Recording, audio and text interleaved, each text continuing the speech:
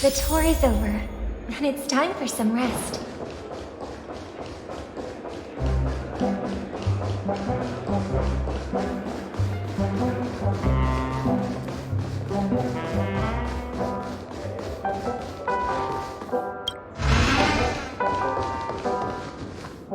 Wake up! Wake up! Hey, wake up! The sun's frying your butt.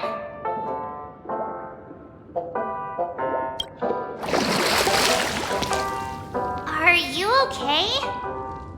Can you hear me? I didn't hear a peep from your room, and it really freaked me out.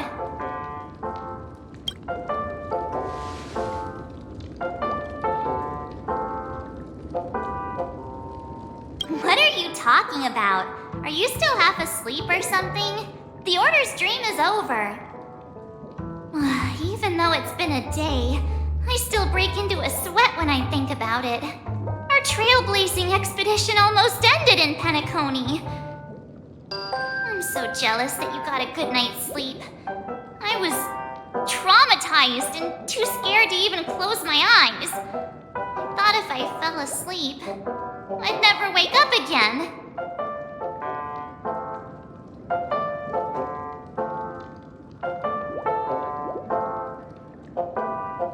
The Stellaron was sealed while you were sleeping.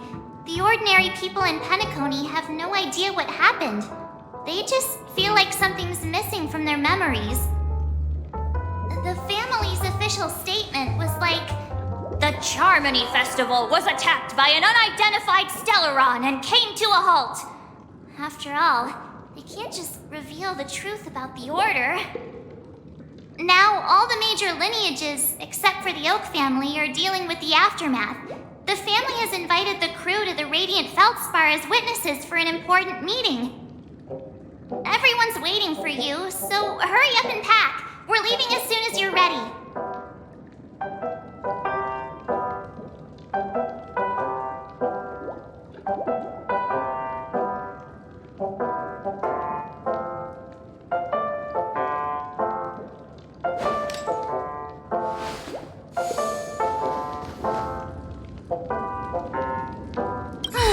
After all this craziness, nothing is better than staying safe in reality.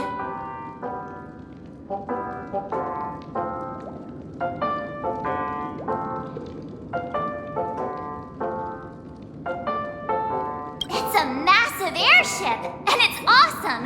I heard it's never shown to the public. Only VIP guests of the family get to board it and enjoy the breathtaking views of Penacony. The Iris family sent us a bunch of souvenirs. Fruit baskets, plus this fancy button model. After you're back on your feet, you can enjoy them all. We are pretty much celebrities on the planet of festivities now, aren't we? The Stellaron was sealed while you were sleeping. The ordinary people in Penacony have no idea what happened. They just feel like something's missing from their memories. The family's official statement was like, "The Charmony Festival was attacked by an unidentified Stellaron and came to a halt." After all, they can't just reveal the truth about the Order. Now, all the major lineages, except for the Oak family, are dealing with the aftermath.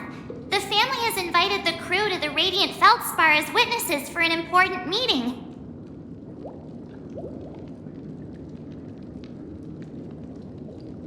Why the sudden interest in that?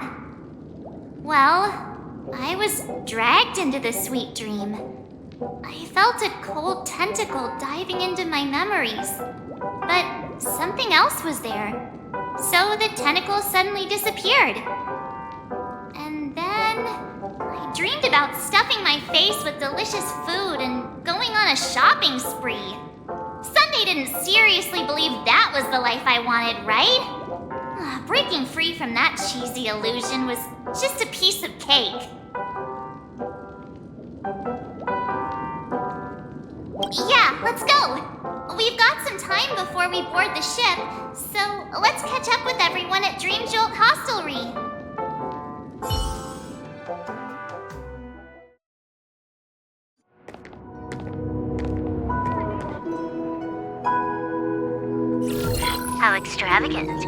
like Epsilon.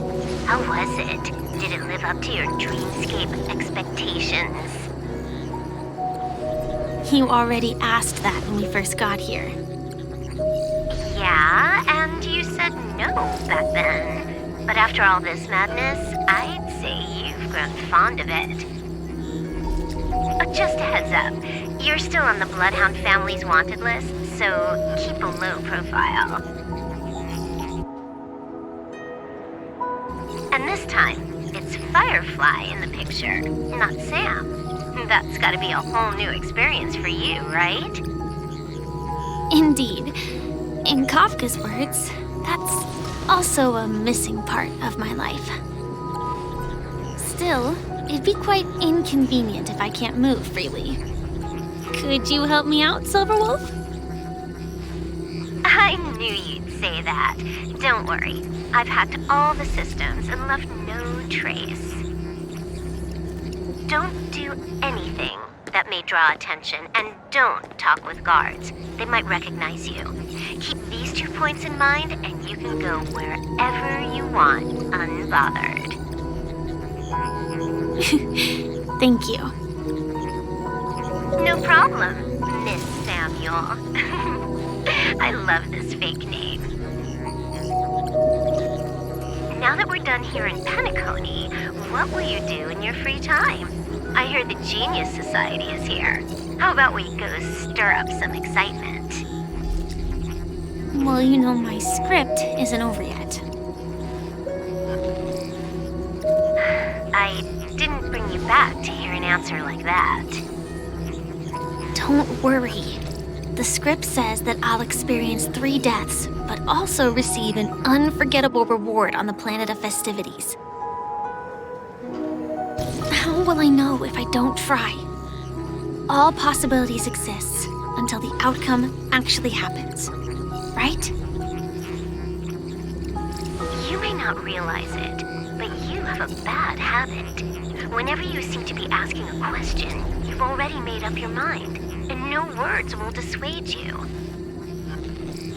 Anyway, Kafka asked me to pass on this message. If you see anything fabulous in Penacony, get one for me too. Just swipe my card, you know the pin. She didn't specify anything, but I guess she means a dress, coat, sunglasses, or something else. You know better about fashion than I do. Sure, I'll keep an eye out. There's tons of options at OT Mall. Do you think she'll like trinkets, like hair accessories or brooches? Those sound more like something for young girls. Maybe you should keep them for yourself. Oh, by the way, Blade didn't explicitly say it, but I think he was trying to say something like, temptation will show up again in Penacony. He's always so subtle with his words. Got it. He was just worried about me.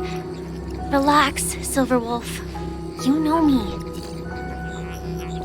I won't do anything crazy. I just want to wander around and see more of the world for myself. I want to buy some oatcake rolls.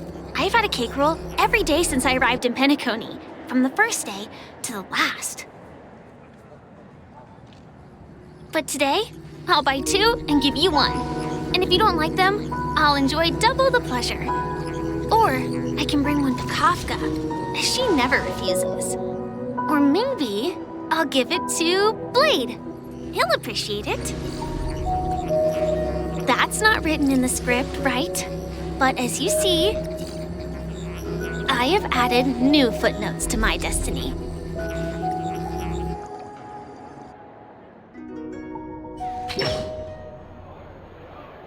Welcome, Director Topaz.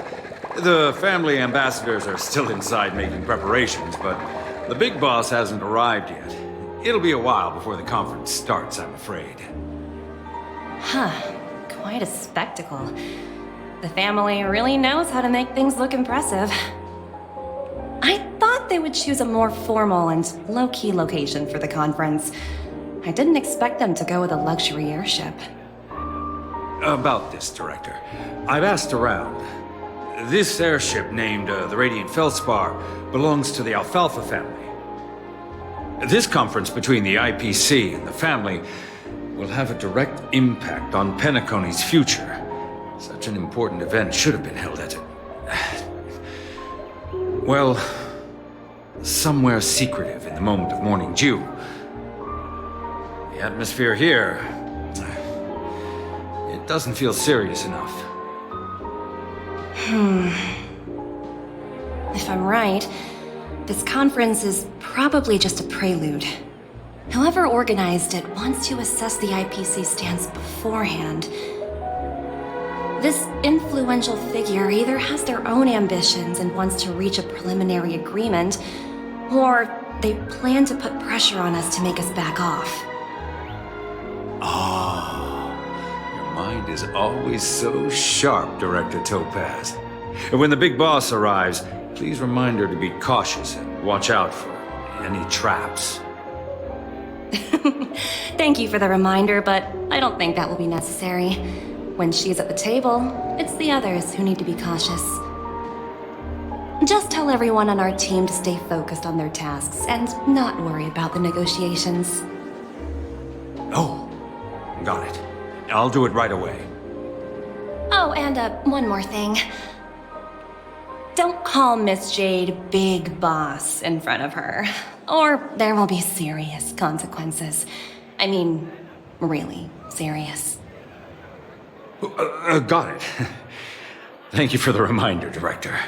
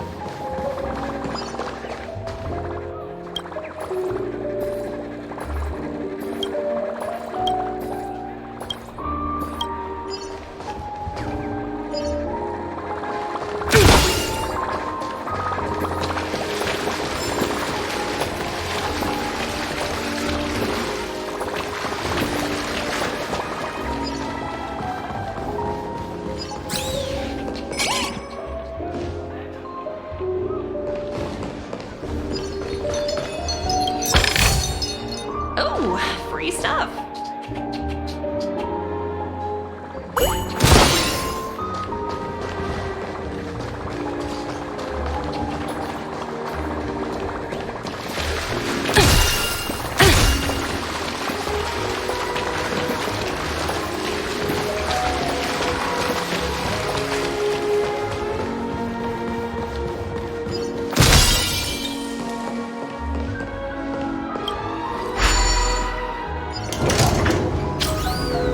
None of the important figures have arrived yet. Looks like the conference won't be starting for a while. Such a bustling place. I think I'll take a little walk around.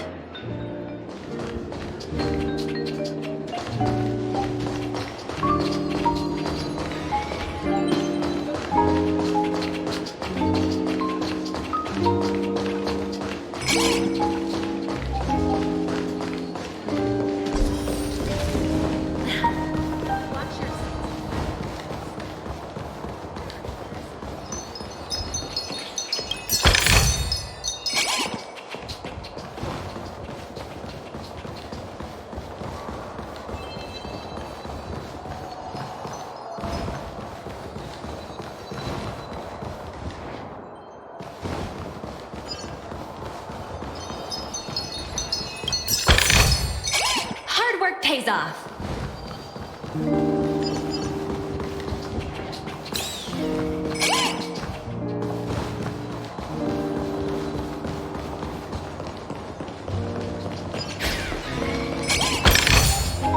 Oh, free stuff.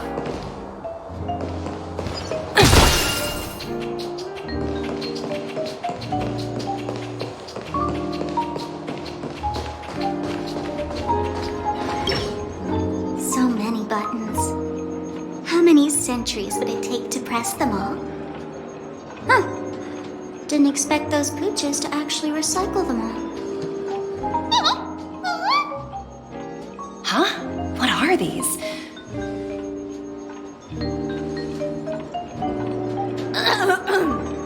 For your safety, please stay away from those objects. For my safety? Are these buttons something dangerous? Not exactly.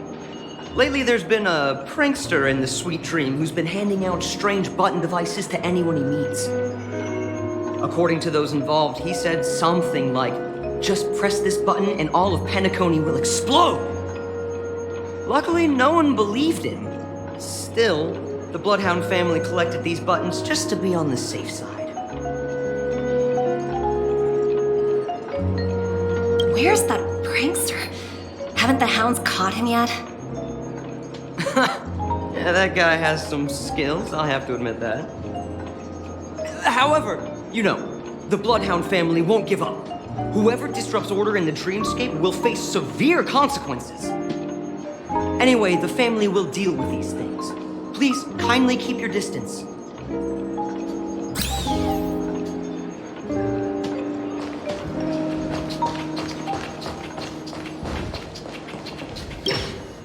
Greetings, madame.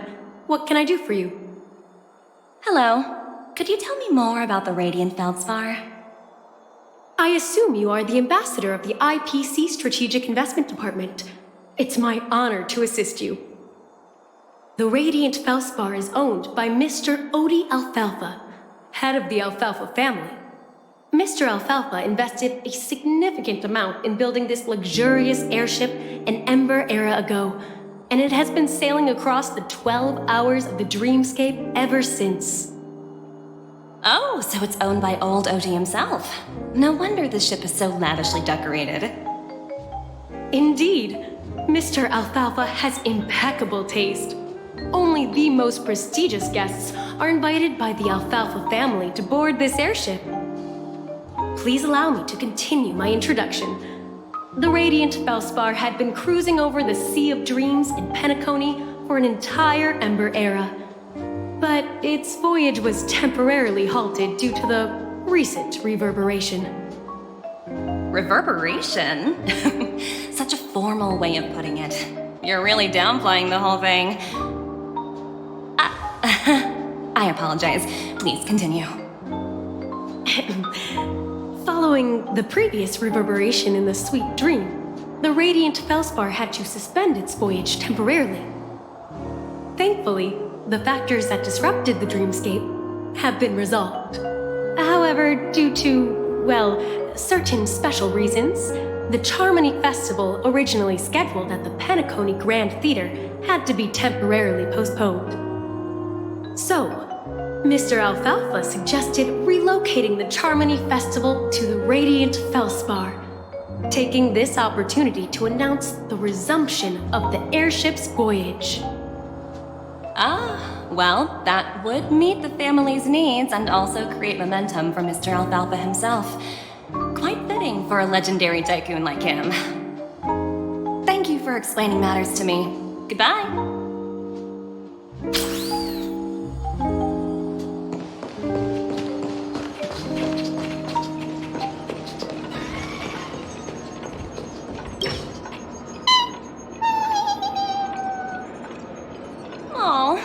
Hungry, Numby?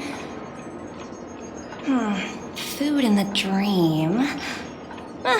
Shouldn't taste bad, right?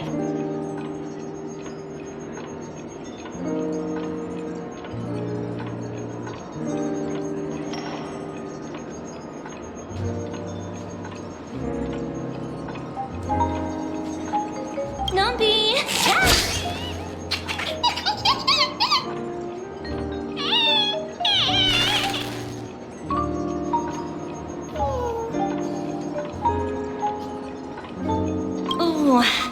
Oops, not to your liking, huh? Sorry. I'll treat you to a nice meal once we get back to reality.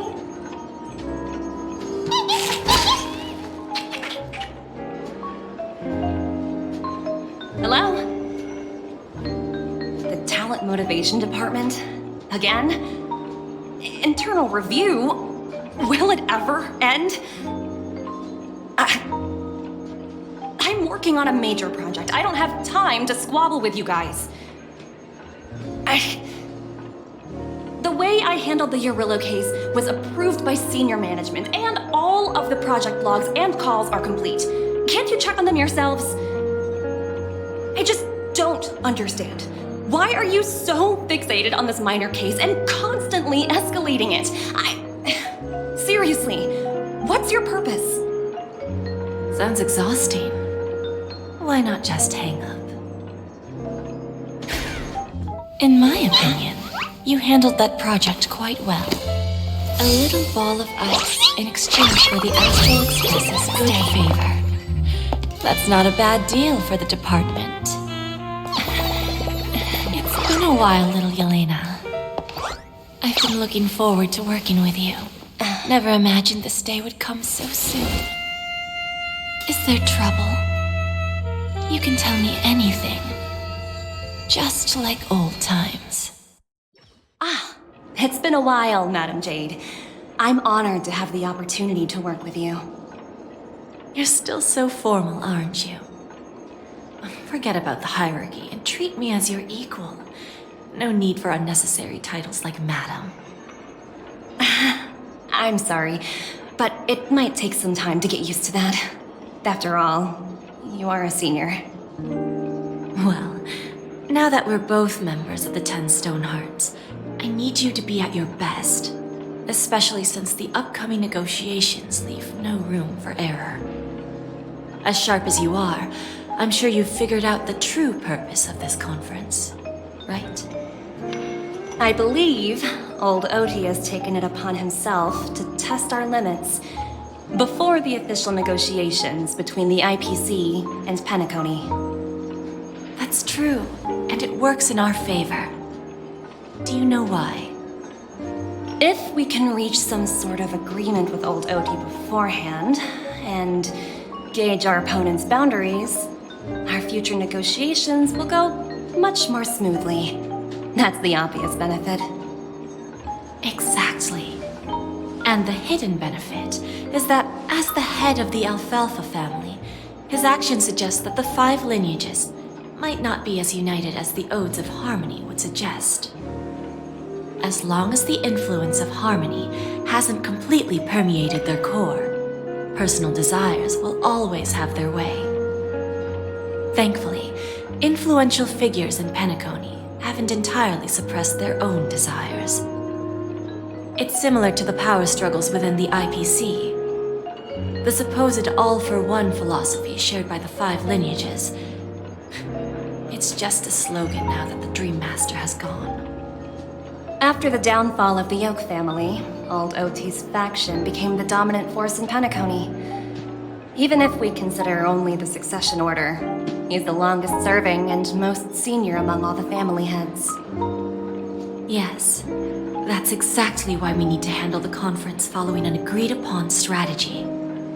It's like playing a game of chess, where every move needs to be carefully thought out.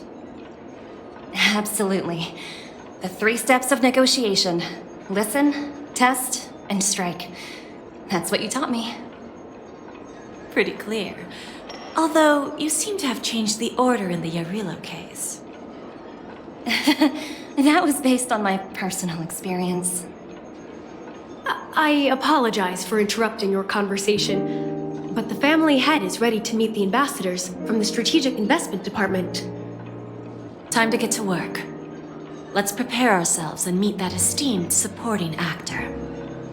Remember, our goal is to create an opportunity for the IPC to enter Penacony. Aventurine has already made a small opening, and you and I, we're going to tear it wide open.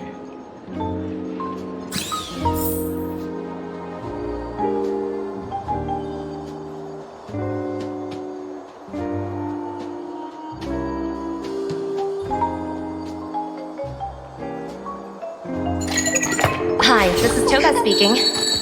여보세요? Hi. How? 知道了. Sure thing.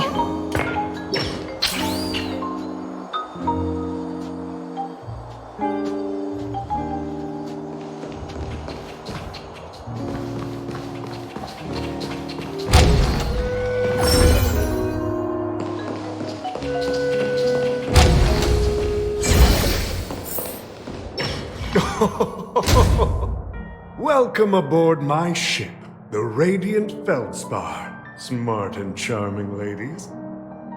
Please, have a seat. Let's have a pleasant conversation.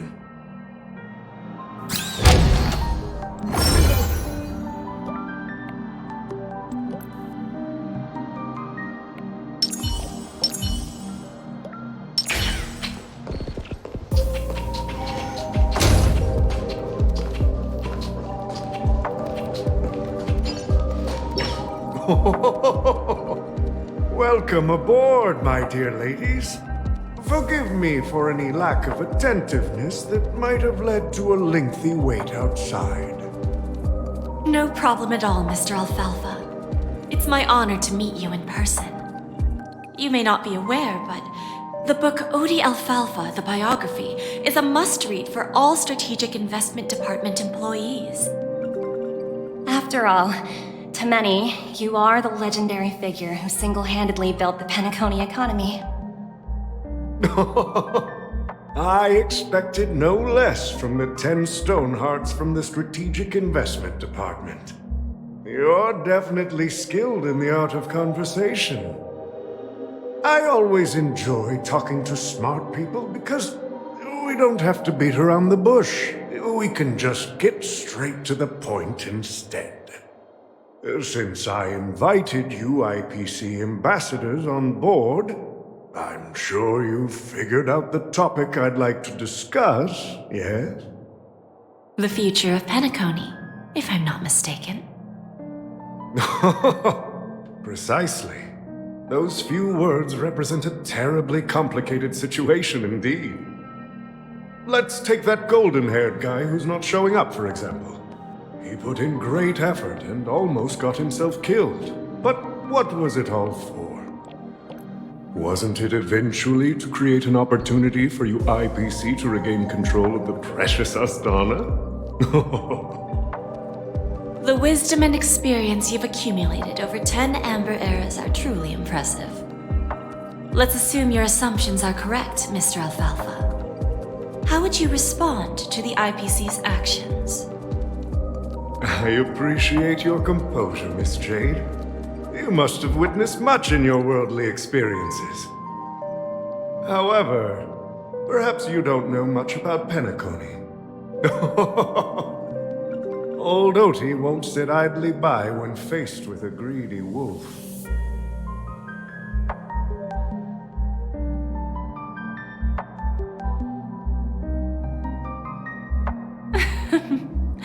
Please, go ahead. I'm all ears. Then I'll be straightforward. I requested this meeting before the official conference to dissuade the Strategic Investment Department from trying to lay a finger on Penacony. If you back off now, you can make a smooth exit and prevent the IPC from losing face during more important negotiations. One of our P-45 executives was attacked and nearly killed in the Dreamscape. The IPC can't simply ignore this incident. Moreover, considering the turbulence during the Charmony Festival, Penacony's credibility has taken a hit in the public's eyes. Despite your determined attitude, the issues plaguing Penacony are real, are they not? You used the term real, Miss Topaz, but let's not forget that this is the realm of dreams. If you want to succeed here, you need ambition and unconventional thinking. Curious about how I plan to respond to the IPC? Well, I don't mind sharing. My actions will help Penacony take a significant step forward by self-listing and going public. Going public? If I'm not mistaken, you want to bypass the IPC and go public on a universal scale. Precisely. Instead of watching the IPC gnaw away at Penacony, I'd prefer to open the doors of the sweet dream to the entire universe. Starting today, anyone in the cosmos can become a shareholder of the Land of the Dreams. This is the path of harmony I'll choose.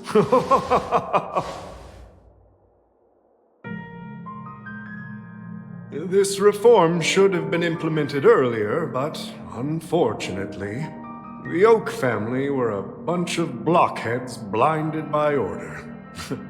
Their level of intellectual flexibility doesn't even come close to an old fellow like me. Thanks to the little reverberation earlier, the biggest obstacle between me and my reforms has been eliminated.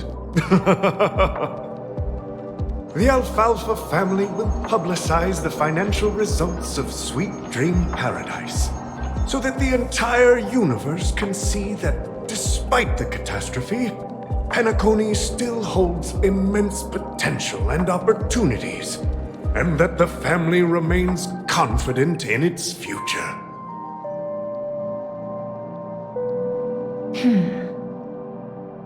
Crisis and opportunity are two sides of the same coin. So, you've been waiting for the right moment for Penacony to regain the spotlight. And if Penacony should seize this opportunity to overcome adversity, even if the IPC tries to intervene, every move we make will be scrutinized by trillions of people.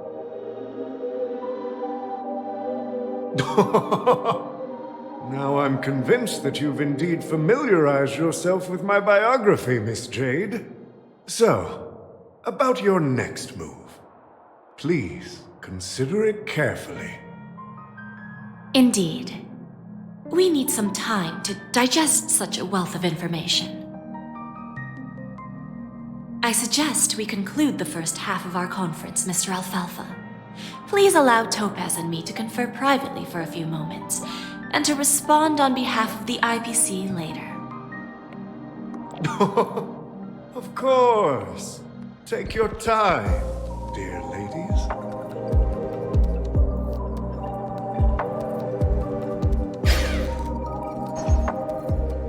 The Alfalfa family had a meeting with the IPC? I got this information from a message sent by that IPC ambassador. He said it was to return the favor. It's not hard to imagine. Penacony today is pretty much like the frontier prison it once was, with external forces casting greedy eyes and the undercurrent of order lurking within. Instead of falling into a situation where they are plagued by both external and internal threats, Penacony would rather take a step back and invite the IPC to negotiate at the table, ostensibly to cooperate, but in reality, to secure more opportunities for their own survival. Well, no wonder they sought the mediation from the Astral Express. In your opinion, who should we stand behind? I don't think the followers of the Harmony are completely innocent victims in all of this. For reasons unknown, they have a strong desire to smooth things over, which leads to speculation about their motives. If either the family or IPC were to assume full control of Penacony, it would return to its previous illusory dream of hedonism, and the efforts of those previous nameless would once again go to waste. There you are. Did you rest well? I didn't disturb you since you were in a deep sleep.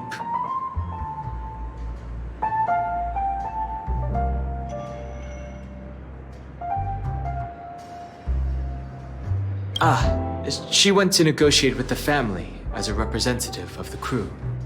She'll contact us once her arrangements are ready.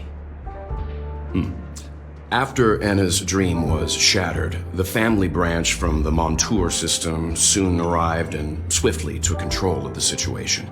Most members of the Oak family fell unconscious, but fortunately, their lives were not in danger. The mastermind behind the plans was confirmed to be Gopher Wood, the previous Dream Master. But by the time we arrived, he was dead already. He'll face a trial. As for further details, the family would rather not disclose them. Ultimately, the public perceived the incident as an attack by evil forces targeting the Charmony Festival. They believe the family failed to safeguard the sweet dream, significantly eroding their credibility in the process. While quite different from the truth, this appears to be the outcome with the least impact. After all, you don't know who's awake and who's pretending to be asleep. Well, they'll open their eyes in the face of danger.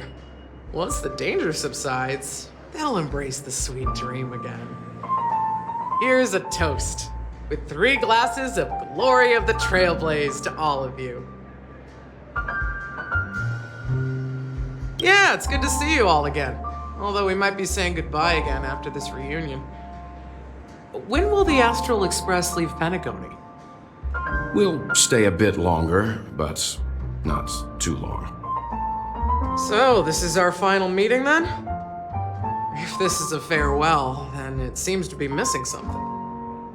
Music? Atmosphere?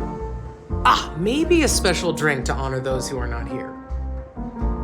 Let's see. The mixed drink should be solemn, dignified, and unique, as we'll use it to pay respect to those fallen heroes. To the Nameless, resting in peace, and to Gallagher.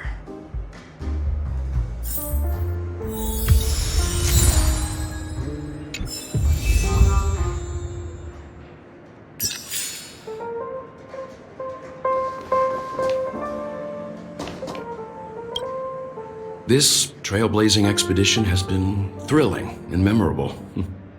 Hopefully we've all gained insights about ideals, paranoia, clarity, and dreams from the experiences we've had.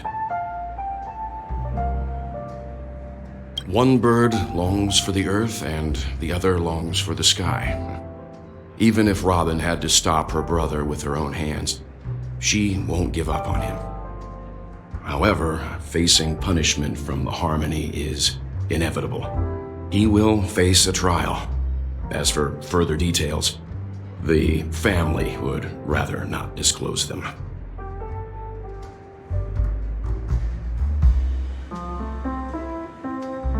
Since the family took up residence in Penacony, the Order has been hiding in plain sight under the guise of the Oak family, using the Stellaron's power to strengthen their hold on the Sweet Dream, which eventually resulted in disaster. That's the claim the family makes. Whether they were truly unaware of all this is a delicate matter. Venturine's efforts finally earned the IPC a seat at the table. As a result, a more senior representative arrived in Penacony and initiated negotiations with the family. As far as the Astral Express is concerned, the IPC will make for an invaluable ally during the negotiations to prevent Penacony returning to its former ways.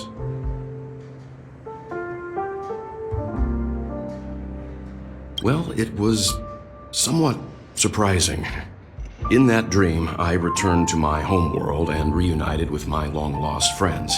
And for some reason, Acheron resurfaced in my mind. When I realized that her conclusion was not preserved in memories, I became aware of the bitter truth. The conclusion of a journey can often be sorrowful. All we can do is to try to make sure it ends on a happy note.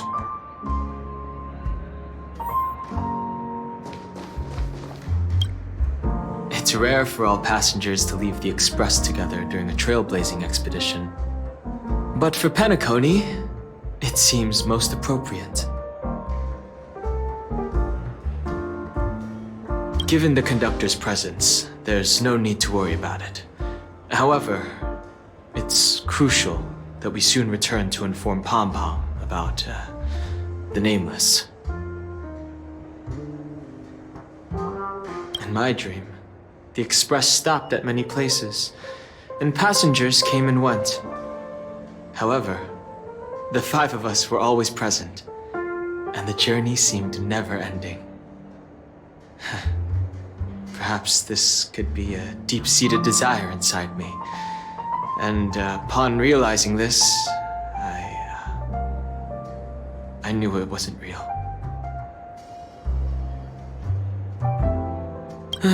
No related records exist in the databank, but I have a theory. The hidden dangers of the Order have always been within the Harmony, and this issue existed within the family from the very beginning. However, now that more powers in the universe are aware of this secret, the situation in the cosmos will become more complicated. Like I said, we'll go and see.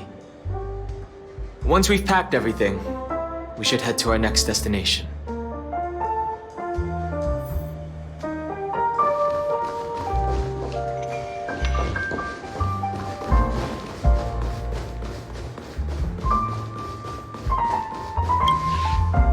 Guess what?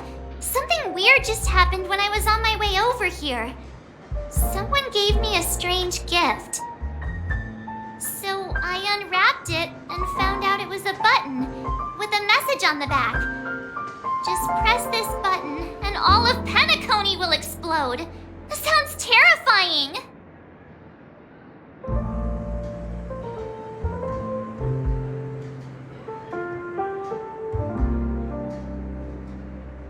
Of course not. Who would press something like that? By the time I turned around, the person had already vanished. So I handed it over to a nearby hound. I heard there were many similar reports before the Charmony Festival started. I'm really worried about the future of Penacony.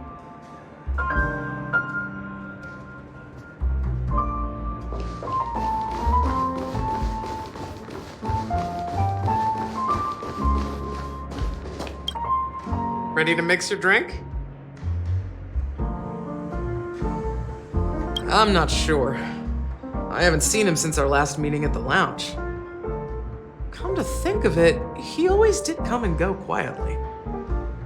We used to discuss everything here. But every time he'd leave, I'd realize that I didn't know him at all. Such is the mystery that is Gallagher.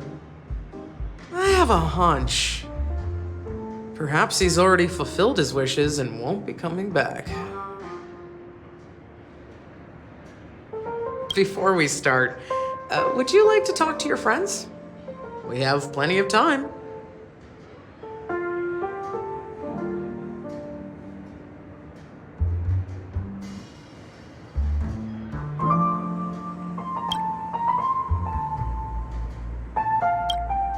Ready to mix your drink? Before we start, would you like to talk to your friends? We have plenty of time. All right, as you wish.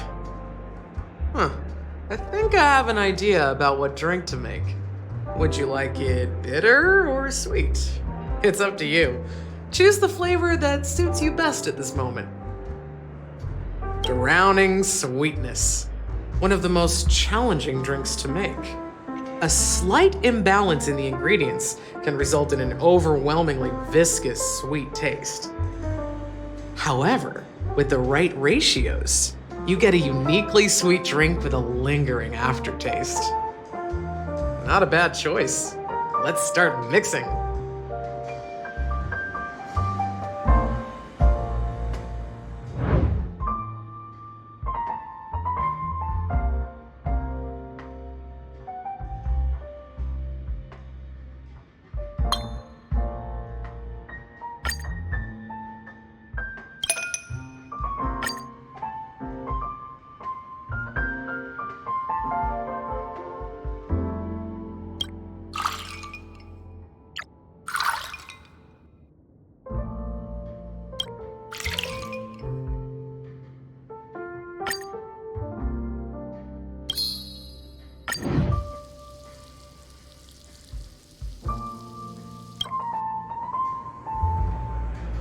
Words always fall short. If you want to bring closure to past events at this lounge, there's no better way than mixing a drink.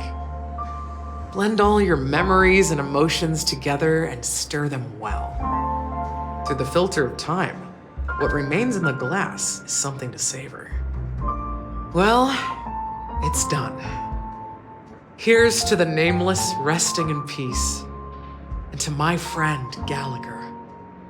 The spirit of freedom will spread far and wide among the stars, and its legacy will be more timeless than a pastoral song.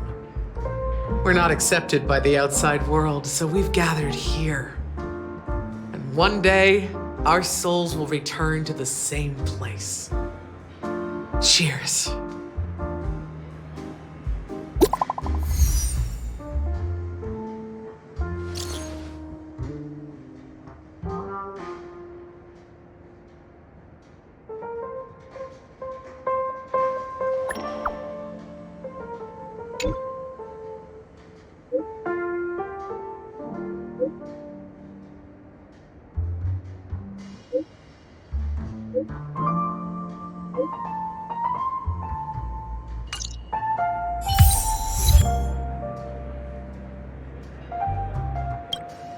Oh, are you leaving? Well, then take this with you. I've mixed more of this last special drink for you. The past shouldn't be forgotten. So I hope it brings back the flavors of Penacony. Thank you. I'm sure it'll leave a lasting impression. If you happen to run into Gallagher, make sure he has a sip too. I know his tastes, and he'll be thrilled.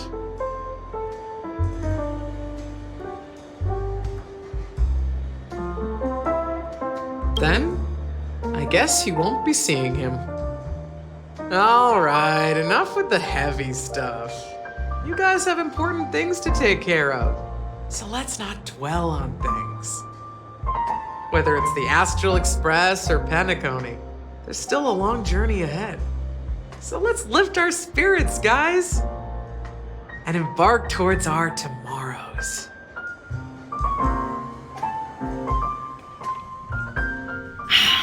Old Odie is a tricky opponent. I didn't expect him to take the risky step of going public at such a critical moment for Penacony. Indeed. He's definitely bold. It's that kind of boldness that made him the Odie Alfalfa he is today. Still, the outcome is uncertain. Shouting loud doesn't necessarily carry any weight. What about the phone call I asked you to make, Topaz? Ah, they agreed. But it'll take some time before they arrive. Just as it should be.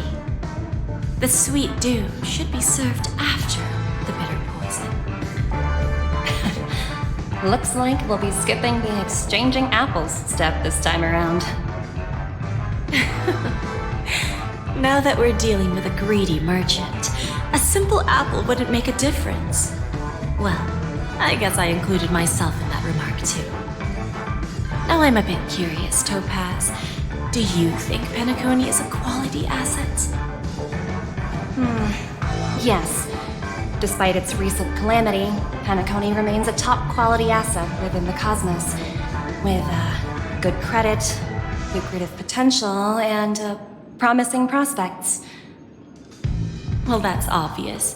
But what I truly wanted to know is, this project is obviously too bland for your taste, isn't it? That's true. I wouldn't be here if it weren't for Aventurine. But despite that, you trust him. You even entrusted him with a cornerstone. Something as precious as life itself, to finish this gamble. Are you not in the same boat, Miss Jade? Without us playing along, your Jade Stone wouldn't have made it across the border so easily, allowing you to see all desires that flow through dreams to gain a bargaining chip in negotiations. That's why I'm willing to stake my topaz stone to cover for you. It's like one big, elaborate game of chess. Once that kid sets his mind to something, nothing can stop him. Not even fate. Well, at least he's still alive, and that's the best outcome. Looks like we've strayed off topic, Miss Jade. Should we discuss our next steps? No need. I'll go it alone. Meanwhile, you can go greet our honored guest and wait for my message. Okay. Is that Robin? Huh. She's also here on the Radiant Feldspar.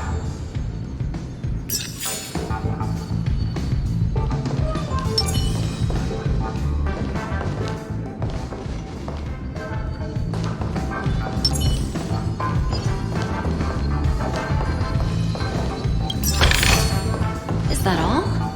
Hardly worth the bother.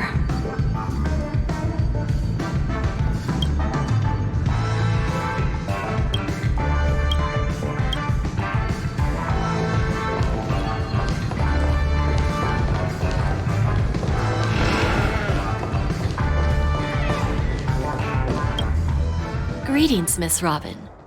I didn't expect to meet you here. Miss Jade? Greetings. The opening ceremony for the Charmony Festival has been moved to the Radiant Feldspar, so I'm here making some preparations. How about you? Have you spoken with Mr. Alfalfa? I'm actually on my way to meet him right now. Do you know him well, Miss Robin? Unfortunately, I've never met him. I've only heard a few comments from the former head of the Oak family. Mr. Alfalfa is respectable when it comes to business, but in other respects, I can't say the same. Where do you think the future of the planet of festivities is headed? I believe the sweet dream will see its rebirth, just like the Radiant Feldspar resumed its voyage. The Harmony needs a new direction. Only by bidding farewell to the past can we actually sail into the future. There are no permanent allies or everlasting enemies. So let's both take what we need from this deal. Naturally. I'm looking forward to your performance. See you at the festival. See you later, Miss Jade.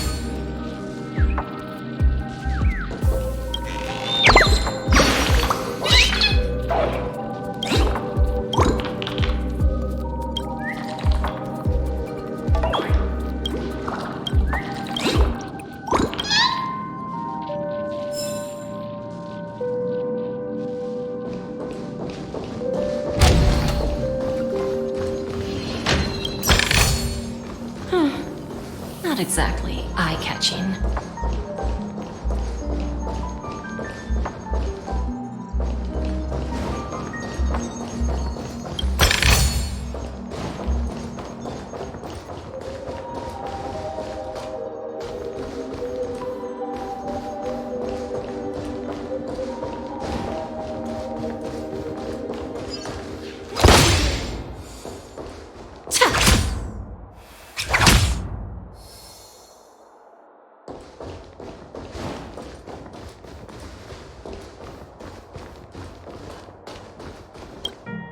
Thank you for your patience, Mr. Alfalfa.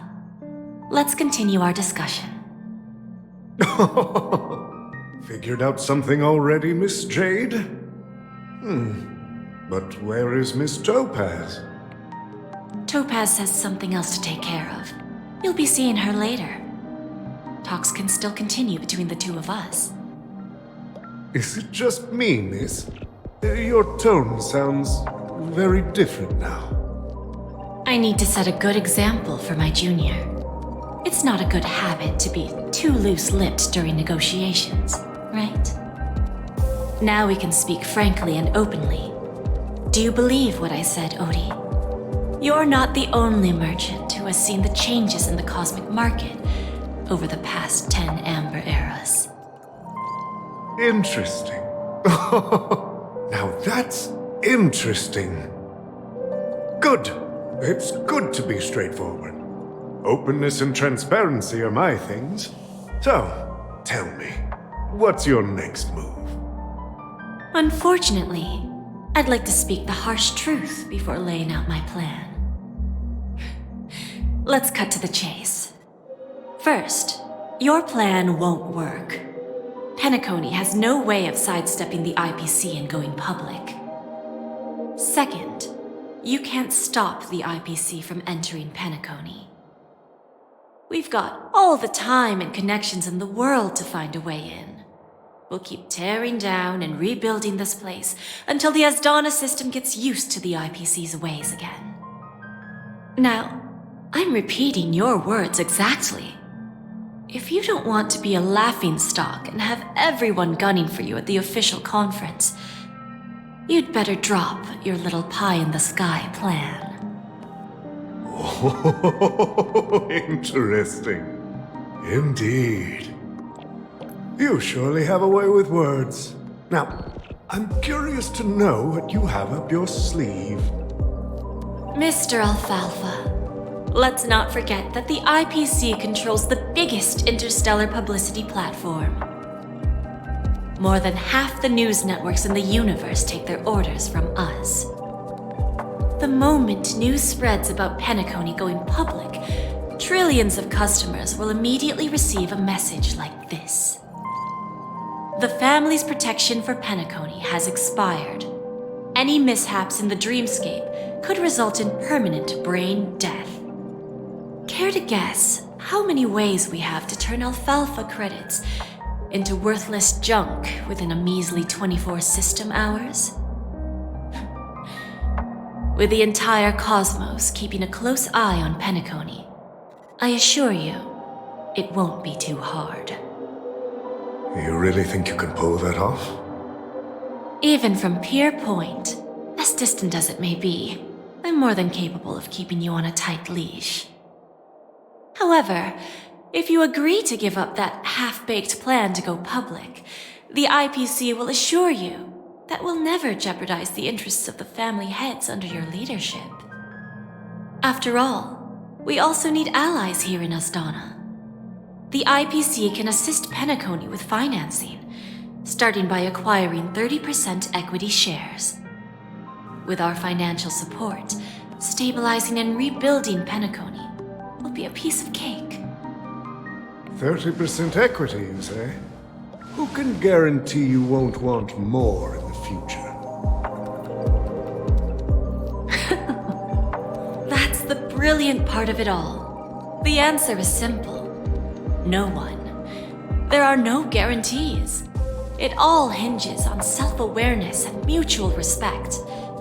However, the board of directors will consider the interests of the family heads to some extent. You're a smart merchant, old Odie. Isn't the whole purpose of this elaborate game to showcase your business acumen and seek more benefits for the family? It benefits us if we both take a step back. And if that's not enough for you, I'm pretty sure that another goal of making Penacony go public is to expand the influence of the Planet of Festivities and attract more customers. I understand your concern, and I have a solution for that, too. Fine. Now I see your sincerity. As the head of the Alfalfa family, I don't think I have any reason to refuse your offer. However, as their chosen one, I still need one final answer. Go ahead. I'm listening.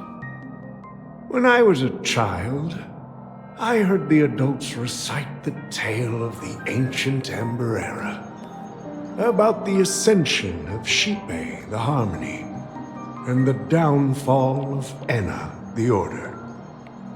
The Order and the Preservation used to be close in ancient times. So, why does the IPC, as a follower of the Amber Lord, seek collaboration with the family instead of aligning with the Order? The answer is simpler than you think. It's all about credits. Everyone's favorite thing and the universally recognized currency among the stars. The IPC has the power to perpetually ensure their value. With each new world integrated into the credit system, the IPC adds another building block to its cause. Eventually, all exchanges, capital, and businesses will operate within a unified monetary system. By then, all planetary developments will be recorded in accounts with well-defined values and the ability for exchange and circulation. And the heart of everything will be Klepoth's credit. Ah, and then the IPC will be able to exert influence over everything. Our intention is to establish enduring preservation, so I'm sure you can understand. This universe doesn't need two types of order.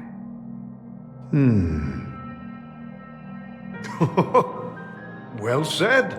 Now you've convinced me. All right. Tell me your solution. Let's see if we're thinking the same thing. Then let's continue our conversation. Please, Topaz, invite Sweet Dew to join us at the table.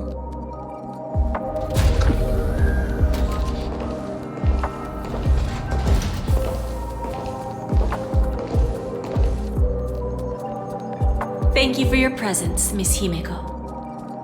Please allow me to introduce her to you, Mr. Alfalfa. This is Miss Himeko from the Astral Express, one of the future shareholders of Penacony. I've heard so much about you, Mr. Alfalfa. It's an honor to meet you as representative of the Astral Express. This stunning lady is the navigator of the Astral Express? It's a pleasure to meet you. I believe everyone here is familiar with the general contents of the proposal. After this round of financing, the IPC is expected to hold 30% of Penacony's shares. Then, the IPC will transfer 5% of that stake to the Astral Express and recommend Miss Himeko as an independent director to honor the sacrifices and contributions made by the former Nameless to the land of the dreams. While this decision isn't finalized yet, we are honored that everyone here recognizes the way of the Trailblaze. While the Nameless didn't embark on their journeys for fame or fortune, if this is the wish of both the family and the IPC, I will represent the Astral Express and fulfill my duty as a member of the board of directors. The entire crew has agreed to assist in the reconstruction of Penacony. Beyond that, in our future travels, we are committed to bringing the beautiful dreams of the planet of festivities to more worlds. Of course, all cooperation is based on one premise. The path of harmony in Penacony must not be distorted again, and such a tragedy must never recur.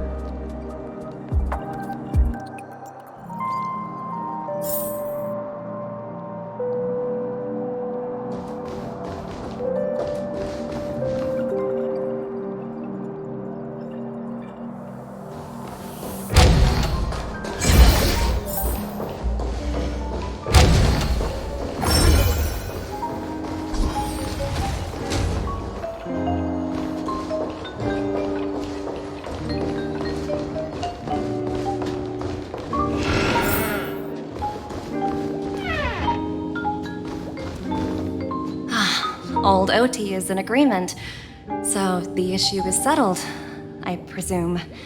What about the remaining family heads? They will soon realize the situation. When old Odie answered the last question, he represented more than just the Alfalfa family. When should we schedule the formal negotiations? I'll handle the arrangements. It's all up to you. I'll step back and let you handle the negotiations and takeover. I won't be involved. But Miss Jade, this is... Aventurine initiated this case, and you were his project partner. If that kid hadn't overplayed his hand, I wouldn't have been pushed to the forefront.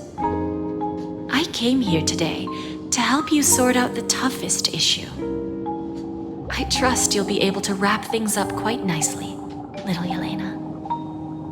Of course, there won't be any problems. And please, give Diamond my assurance. Don't worry. Diamond has always trusted us. I'll put in a good word for you, and you'll have your P-45 position back in no time. Radiant Feldspar. What a fantastic ship. Now that my business is done, it's time for me to indulge in my own little hobby. Ah, you want to open a Bon and Jade exchange branch on this ship too? Opportunities like this don't come around often. Just look at the guests on this ship. They're surely holding a wealth of valuable treasures. Well, I'll take my leave. A pawn shop can't run without a boss.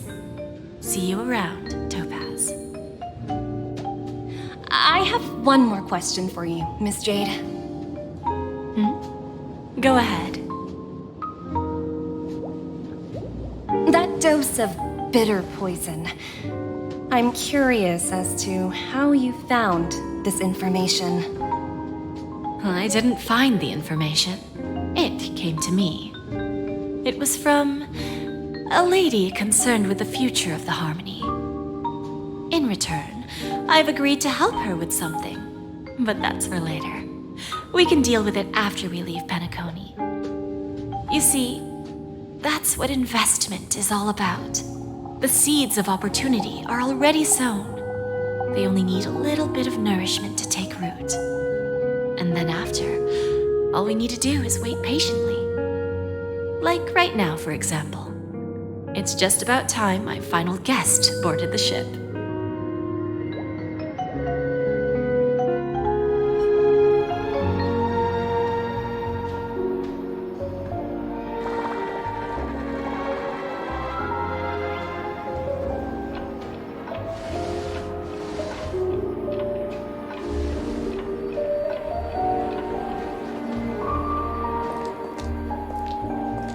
Sneaking in was way easier than I thought. The family's security is as lax as ever. So, this is the Radiant Feldspar. So luxurious. A pawn shop that grants wishes. Is there really a place like that on the ship? I'll find out for myself if the rumors are true or not.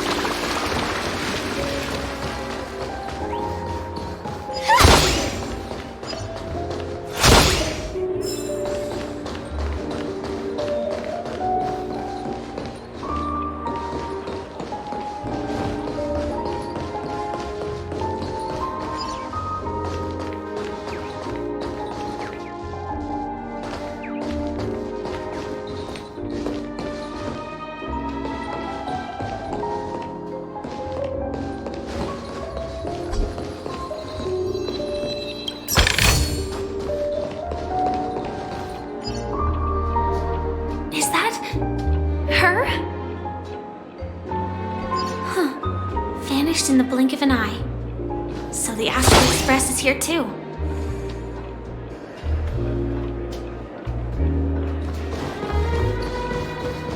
The Charmony Festival has really been postponed. Inspection complete. Nothing suspicious.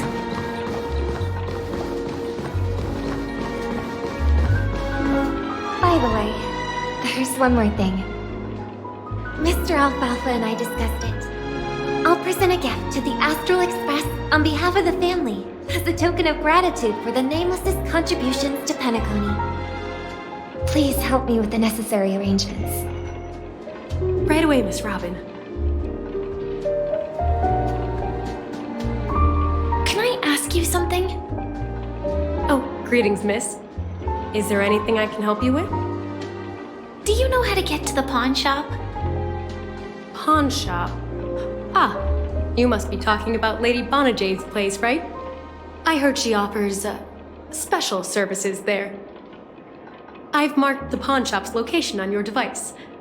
Please feel free to check it out.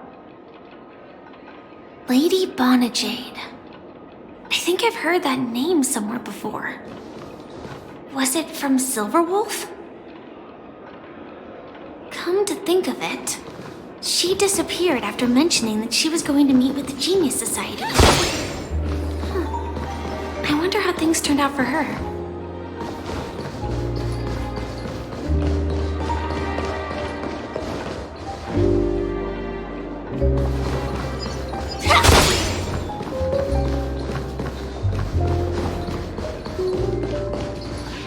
If I win, your chest is mine. Who said I was betting with you? I did. They are still a ball of fire as ever. Sorry, but I've got to find Lady Bonajade first.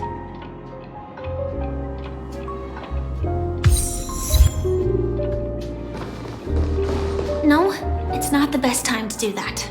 Sorry, but I've got to find Lady Bonajade first.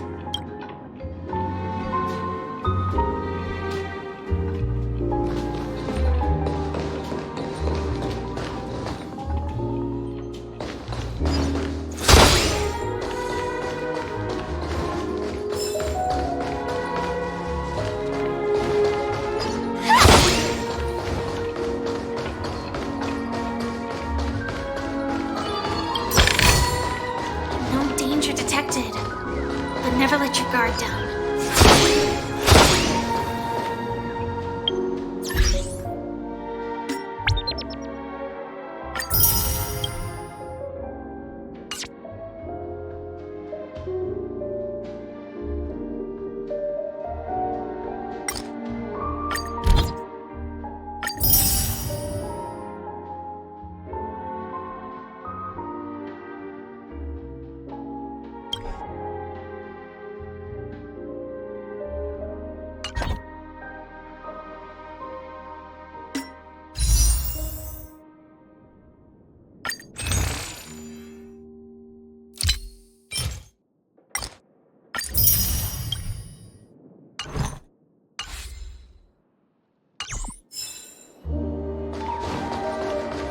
No, it's not the best time to do that.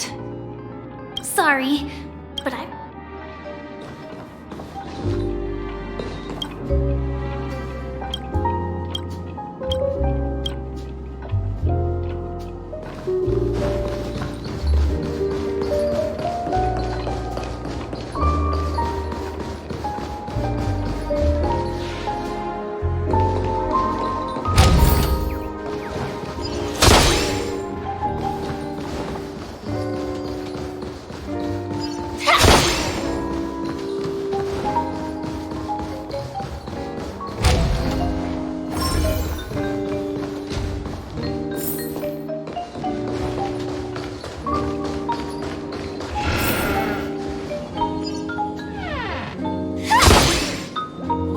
To Bonajade Exchange, Radiant Feldspar Branch.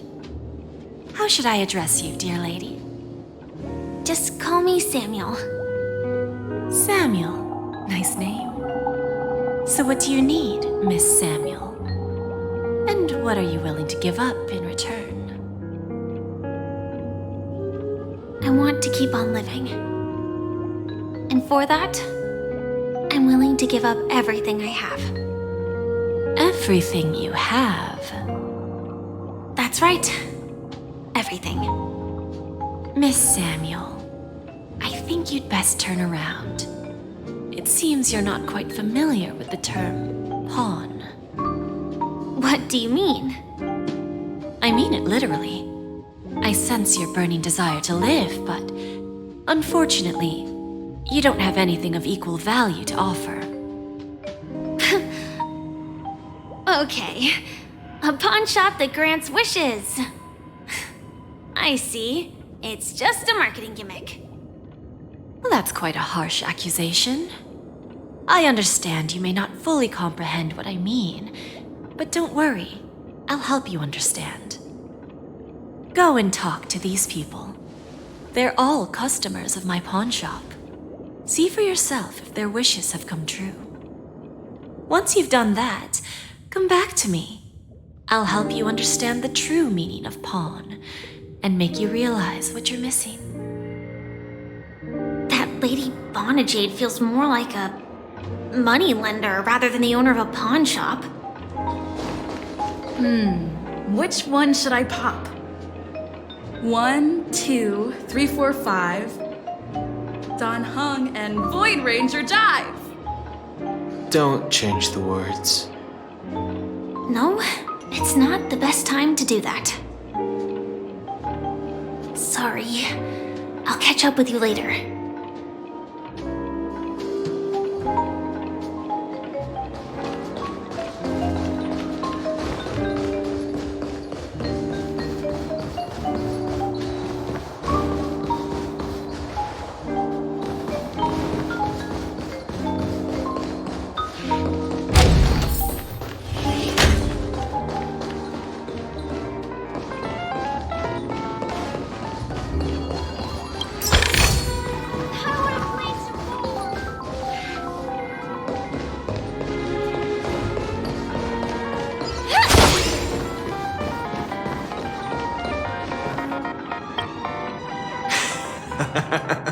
You stupid little girl. Coming back to lose more money, huh?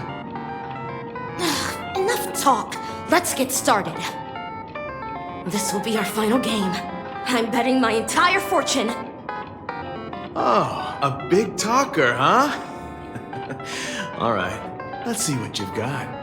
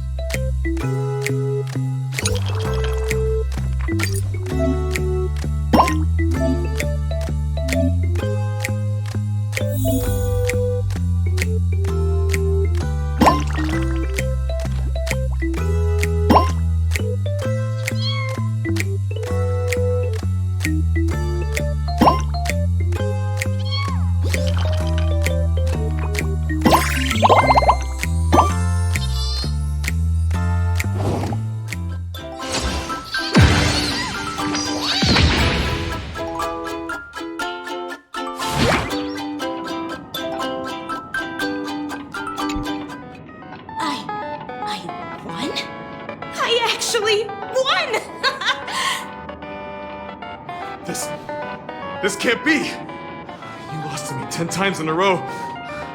How could I possibly lose to you at such a crucial moment? It's true! Lady Bonajade has truly blessed me! Finally, my luck has turned for the better! Great new era for Stacy! The Master Gambler has arrived!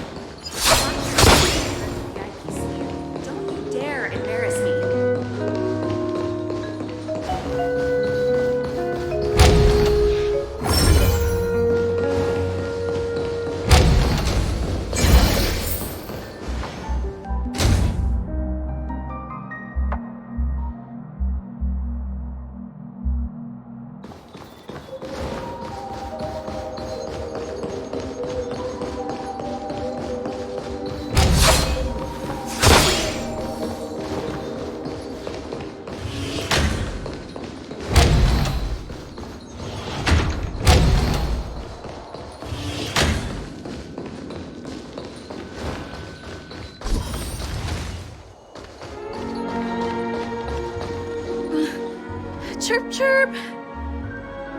Origami bird. Hey, little birdie. Come on. Calm down already. Everyone's staring at you. No, it's not the best time to do that. Sorry. I'll catch up with you later.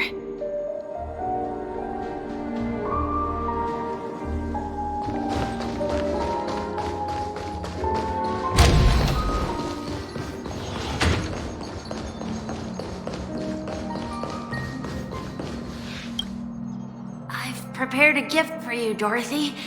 Check this out. Whoa! What a beautiful necklace! Is it made of cymophane? It's stunning. How did you know I love jewelry made of cymophane? It has the same purple hue as the necklace my dad gave my mom.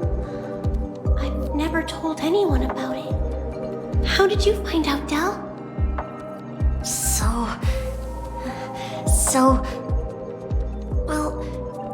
Will you go out with me? I will. Really? I mean, really? I never said yes before because I thought you had no idea what I liked. But this gift made me realize you were actually paying attention all along, trying to learn everything about me. So yes, I will. Wonderful. My wish has actually come true. So, shall we go, Dorothy? Let's go outside and enjoy the stunning views of the 12 hours. Yeah, let's go.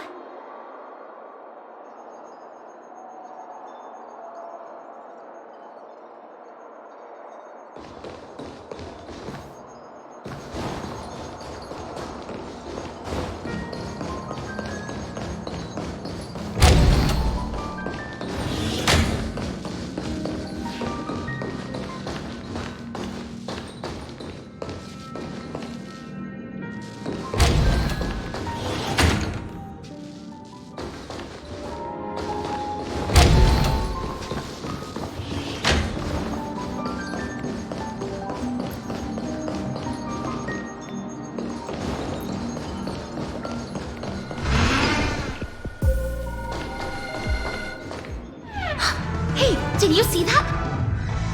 The braid-haired one outside. Don't look around, just focus on your drink. Seriously, they look like a total lunatic. Is that her?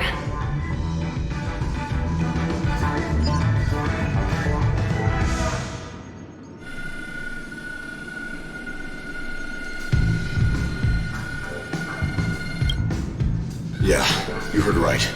I've got him. He's been hiding at the Moment of Soul in Penacony, using a fake identity. And he even posed as a professor at Paperfold Academy. I've made a deal with the family. I'll leave the extradition-related paperwork to you. How'd I find him? Well, let's just say I had some help from an influential figure. Don't ask for the details. 22 years. Yeah. 22 years of chasing this guy all over the cosmos. You know, never thought it'd end up like this. Right here. I'm gonna hang up for now, partner.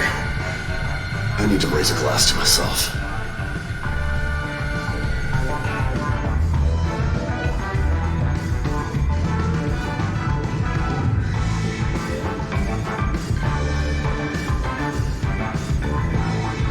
All of their wishes actually did come true. But I just don't understand. How did she do it? And what does pawn really mean? I should go back and ask.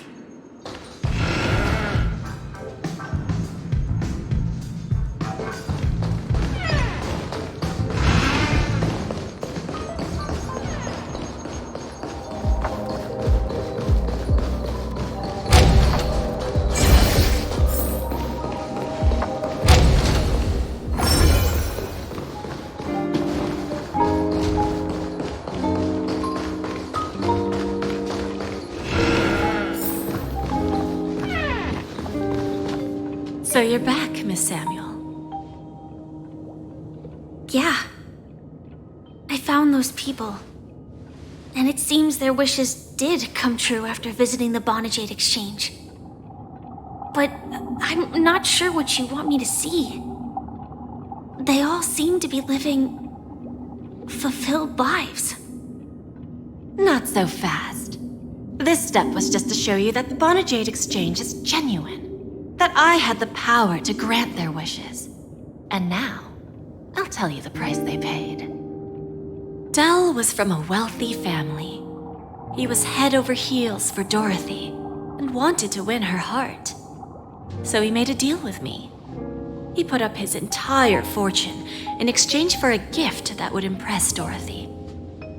It was a piece of cake for me, thanks to my IPC connections. However, Dell will soon find himself evicted from the dreamscape because he can't afford his room. Whether he can bounce back from poverty, well, that depends on him. Let's just hope that necklace will keep their relationship from crumbling. Then there's Stacy, a lady with a gambling addiction. She wanted some serious luck, but she had nothing to offer. So I took something else instead. I took away all her close relationships. From the moment she stepped out of the Bonajade Exchange, every casino in the cosmos would remember her name. But her parents and siblings would sever ties with her, and it would be impossible for Stacy to make any real friends again. She will accrue a vast wealth due to her good luck, but she'll never be able to use it for the people who truly matter to her. As for Detective Walker, he spent 2 decades chasing down a wanted criminal for some heinous crime. But he never caught the guy. In his desperation, he came to me. He offered his own memory system as collateral. In due time, his memories as a detective will be erased, and he will completely forget his own identity and all the sacrifices he has made. Interesting, don't you think? I fulfill people's desires and grant them favors, and soon they come back to me with even greater desires. When people see others' desires get fulfilled, they develop their own desires.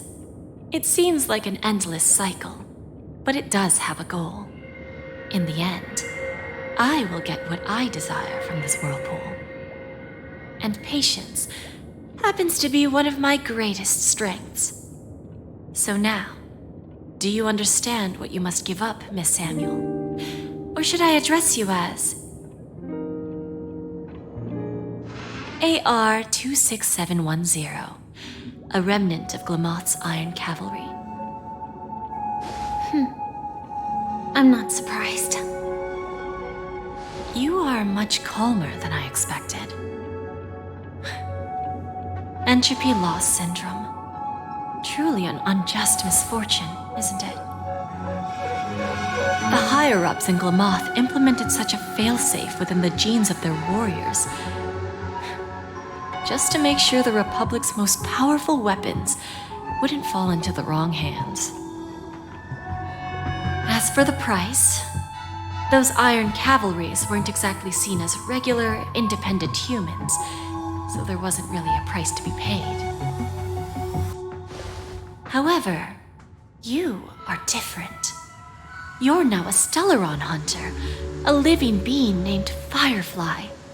Naturally, you want to continue your existence, but with the firmament front gone, the people who know the secret and can cure the disease are nowhere to be found. Are you suggesting that the IPC has a remedy? Well, there might be a silver lining. That's all I can say for now. I see. It's no wonder you said I can't provide anything of equal value. Because nothing I own holds any meaning. So, you're going to ask me to personally restrain my partners to ensure my own survival? Unfortunately, that's not quite the case. Partners. A nice way to put it. Now I'm even more curious about the Stellaron hunters. Each of you has your own identity and a special bond with each other. It's strong and intimate, and yet it allows for independence. Just as the 10 Stonehearts follow Diamond, you follow your own leader. I wonder what they are like, and if all Stellaron hunters are like you. Traveling on the path of finality, but struggling against your destiny. Attempting to move in the opposite direction. I really hope that one day, all of you will come and visit my pawn shop. I'll be waiting patiently for that day. Can I see this as an invitation? From Diamond to the Stellaron hunters while keeping the IPC in the dark? Consider it more of a personal offer from myself. It doesn't represent the IPC or the Strategic Investment Department. The Stellaron hunters have interacted with the IPC, but not the 10 Stonehearts. Our paths have never crossed. As for your offer, I can pass it along to my partners. But I have a question. You know who I am. And you must know that my partner is keeping an eye on this room. If she wanted to, she could let the entirety of Pierpoint know about it within a few mere seconds. What drives you to take such a risk and extend this invitation on behalf of Diamond, even if it could lead to your downfall? Simply put, you and I are the same. However, unlike you Stellaron hunters or the Astral Express, we band together merely to obtain what we want. Each of us has our own past and destined ends, and on this journey, we have been invited by Diamond to join him. This journey could be either brief or long, as each of us carries a void in our hearts that can only be filled from the outside. So, Diamond made us a promise to divide the power of the Emanator of Preservation into 10 pieces and give each of us a cornerstone to fill that void. Mortal flesh is fragile, yet my heart is unyielding like the monolith. For without this resolve, the way of preservation would fade into oblivion. So, you understand? This pledge goes beyond a mere oath. It's our collateral in exchange for opportunities, wealth, survival, and a future. And whatever we gain from it will fortify the Stonehearts in return, allowing us to achieve the great cause of the preservation when the war among the eons eventually comes.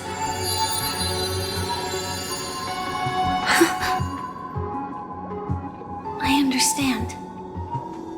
Take your time, child. You don't need to give me an immediate answer. Like I said, patience is one of my greatest strengths.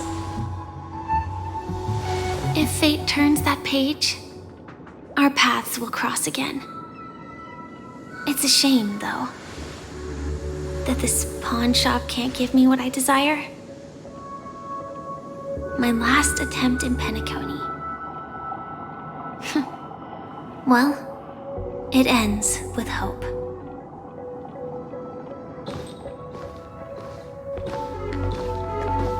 Lady Bonajade? I've come to deliver the collaterals promised.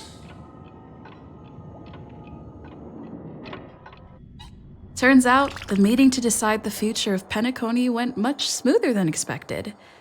With little debate. The Charmony Festival's opening ceremony is starting soon. I should head down and take a look.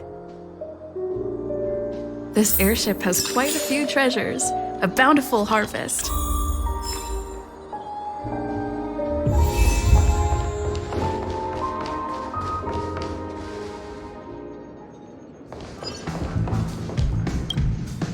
Remember, I can take you out with just one shot whenever I choose.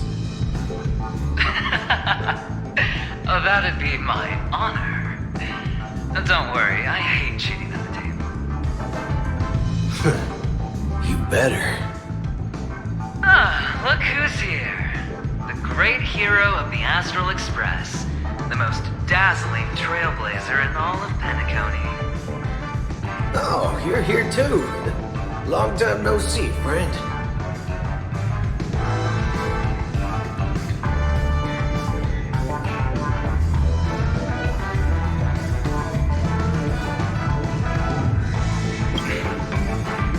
Merely a greeting of platitudes. As long as you and I have an understanding. Let's set aside those under-the-table dealings for now, partner. Don't want to spoil the festive mood of the Charmony Festival. Oh, I agree. Now let's congratulate Miss Trailblazer. I hear the family intends to thank the crew at the Charmony Festival. It's a real pity I can't personally be there to witness this. Well, my job was just to give the IPC an opening. Other things aside, I think I did a pretty good job at achieving this. While you were at Dreamflux Reef, we were actually close by. We wouldn't have been able to dig up so much dirty information without the help of a knowledgeable friend. But that emanator didn't pull any punches. My body couldn't hold out too long. Otherwise, this would have been settled in a much cleaner manner. No problem. And punishing the wicked and eradicating evil is a top priority. Would have been strange if we sat it out. Making entrance like that, us Galaxy Rangers are making a comeback. Reckon you'll meet quite a few followers of the hunt on your journey. Do me a favor, pass on my regards, will ya? Forget it. I'm not one to beat around the bush. I've got a score to settle with a high-ranking executive fella named Oswaldo Schneider. And this flamboyant fella here can help me find him. The feud between the Marketing Development Department and the Strategic Investment Department is well known across the cosmos. But what I didn't expect was the involvement of the Galaxy Rangers in this feud. Looks like things are about to get spicy. Thank you. And I also hope you enjoy yourself, great hero of Penacony. I'll pass. But I do hope you guys have fun. If you don't mind, let's play a few rounds next time.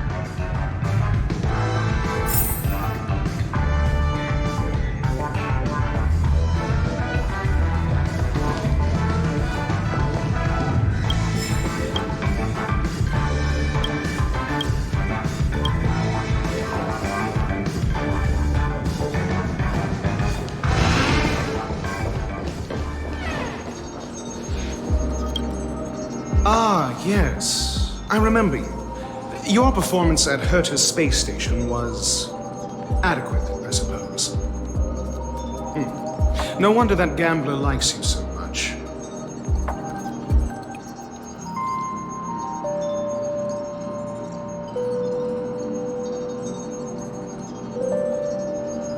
The Intelligentsia Guild assigned me to be an invigilator for the IPC's ambassadors. Nothing more than an errand from the Office of Academic Affairs. Very well. The Charmony Festival is about to commence soon. Take advantage of this unique opportunity. A blend of work and play is essential for superior knowledge absorption.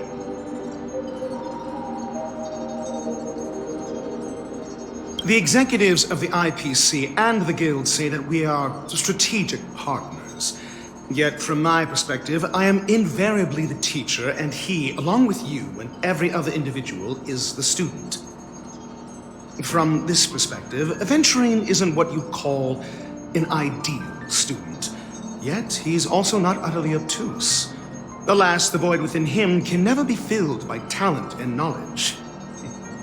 Let's hope he doesn't turn into a philosophical zombie.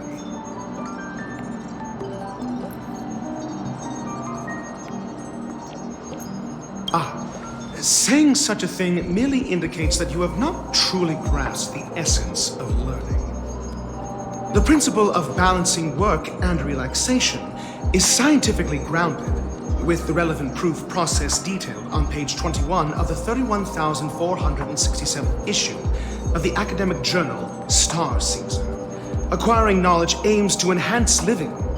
Don't invert priorities like those dolts at the guild.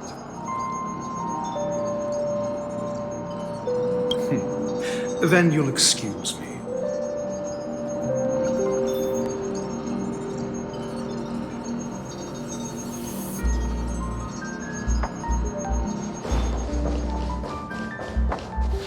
A pleasure to meet you.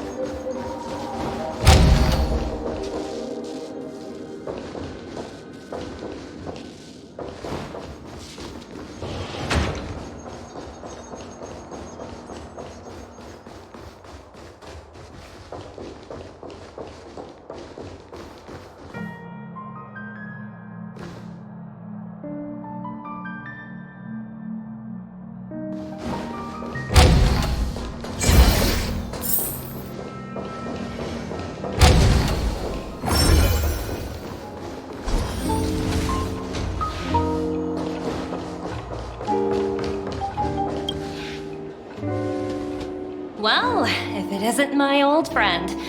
It hasn't been long, and yet here we are again. How are you?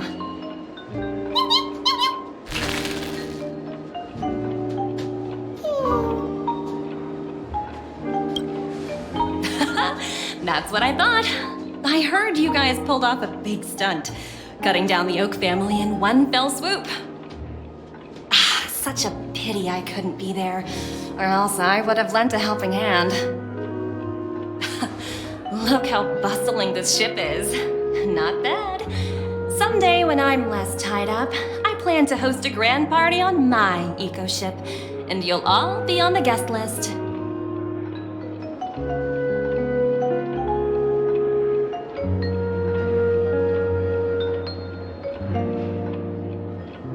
Transform? What are you saying? Oh, I understand now. You're referring to Aventurine's cornerstone, right? Sorry. Compared to him, my ability is not as visual. Guess there is no harm telling you. The abilities of the 10 Stonehearts' cornerstones are all different. Some can even read your thoughts, grasp your desires. So, be careful. Now that I think about it, it was good that Branya got there when she did in Bellabog. If she came any later, we probably wouldn't have ended up as friends.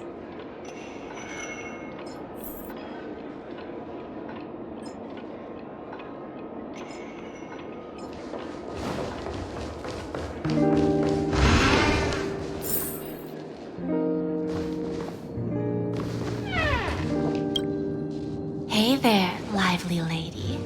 Welcome to the Bonajade Exchange. What should I call you? What a unique name.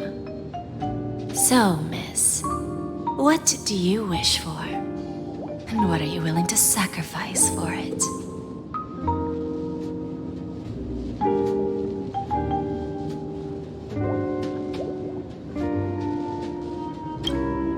Oh, this is your wish.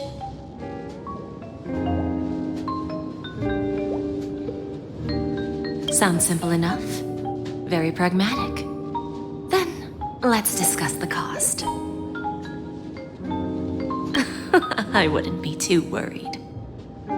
To fulfill this wish, the thing I need is simple. The tail of an animal. Well, it's a two-legged animal with black fur, a round head, and long ears. It's omnivorous and is prone to mood swings. Most importantly, it has mastered the human language and can communicate. Bring its tail to me as collateral, and your dreams will come true.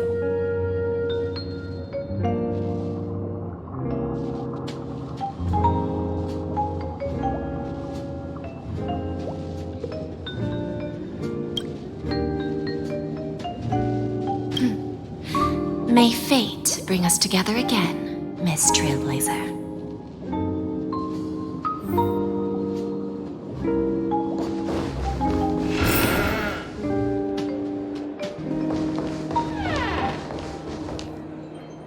What services do you require?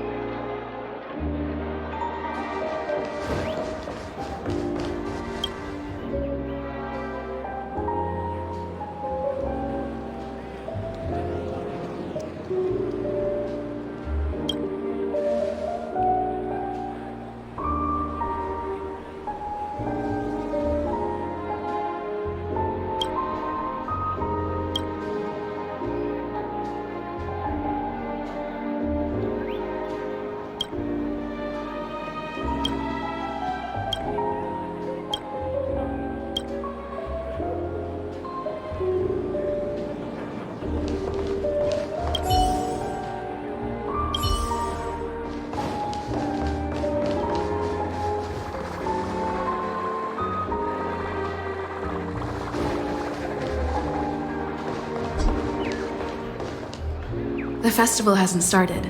Let's take a quick break. Hi, we meet again. Who's that? It's really you! I knew I didn't get the wrong person.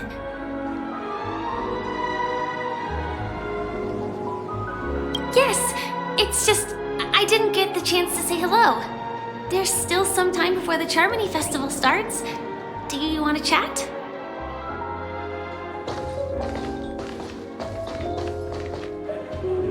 Two murder cases, a showdown with the IPC's ambassadors, the legacy of the Nameless, and a remnant of the Order who wishes to replace an Eon-created paradise with a dream. You guys even ended up shattering the dream. It's truly been quite a vacation. It's a good thing that you guys managed to overcome all those difficult problems. Congratulations! After the Charmony Festival's opening, will you guys be leaving again?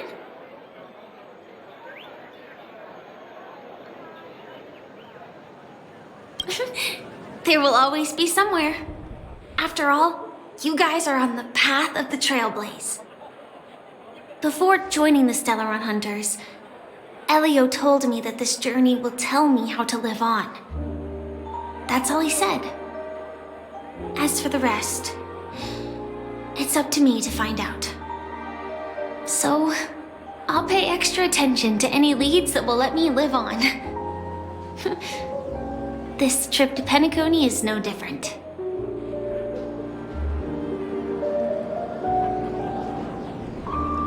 Yes, sadly I was looking in the wrong place. But I did reap some rewards. Do you know Miss Jade from the IPC Strategic Investment Department? Bonajade Exchange belongs to her.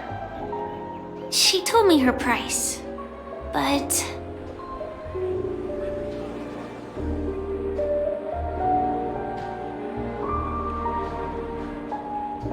I know. But what she wanted wasn't my answer either. Of course, I want to live on. But what fate owes me, I want it paid back, not passed on. No one else should be involved because this is a grudge between me and fate. Speaking of which, actually, I feel that I still owe you a formal apology for that matter with the performer of the Iris family. Even the smallest of lies can turn into a betrayal as sharp as a blade. I'm sorry.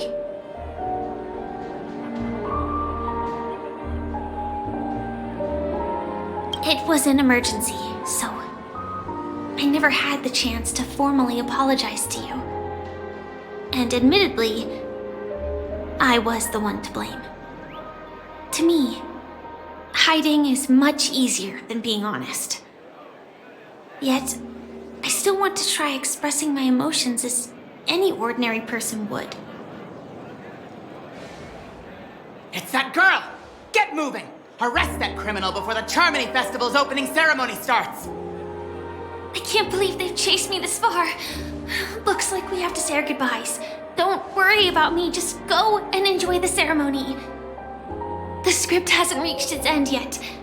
We will meet again.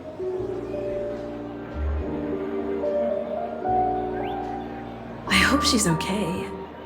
But if it's only those two hounds again, she'll probably be fine. I'll send a message later to check in on her. Let's go attend the Charmony Festival first.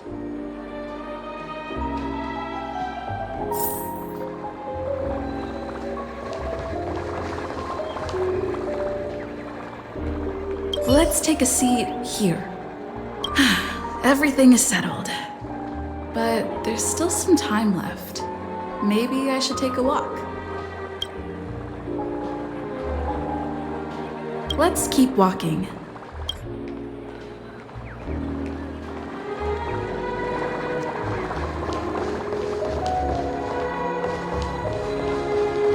I tripped and fell right here. Just completely face planted.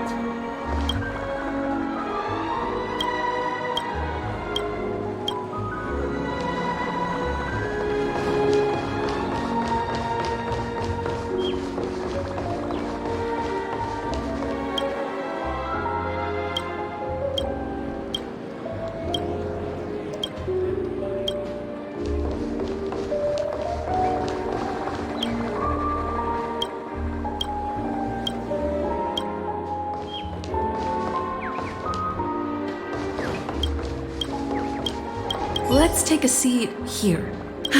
Everything is settled. Forget it. I've done enough walking around already. Let's take a seat and rest for a while.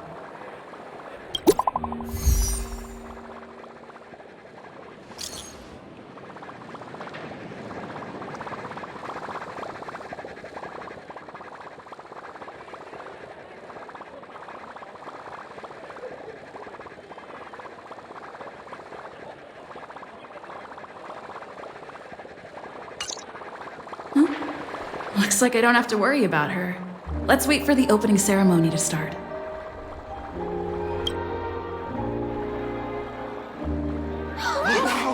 It's Miss Robin! Hey, Miss Robin! Hey, Miss Robin! Over here, Miss Robin! Miss Robin! Miss Robin!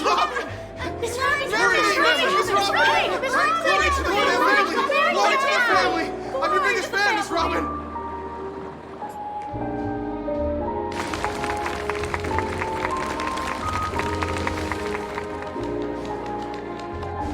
Distinguished guests, fellow family members, ladies, gentlemen, and friends from all over the cosmos. It's a pleasure to join you all in celebrating the grandest ceremony of the Amber Era, the Charmony Festival. Firstly, on behalf of the Penacony family's 5 major lineages, and on behalf of myself, I'd like to extend a warm welcome to all our guests.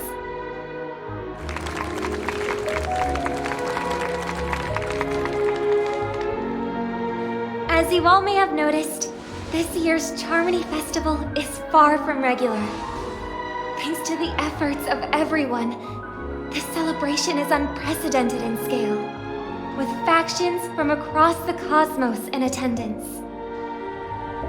Not only that, the customary opening ceremony held at the Penacony Grand Theater has now moved to the Radiant Feldspar, the very airship you all stand upon. we invite you to express your warmest applause and deepest appreciation for OT Alfalfa, head of the Alfalfa family, for his selfless devotion to the Harmony's cause.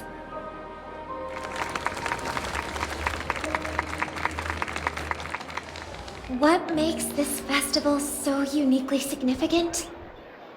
As is widely known, the Radiant Feldspar had to halt its voyage due to an anomaly in the Sweet Dream, sparking widespread discussion in the 12 Hours.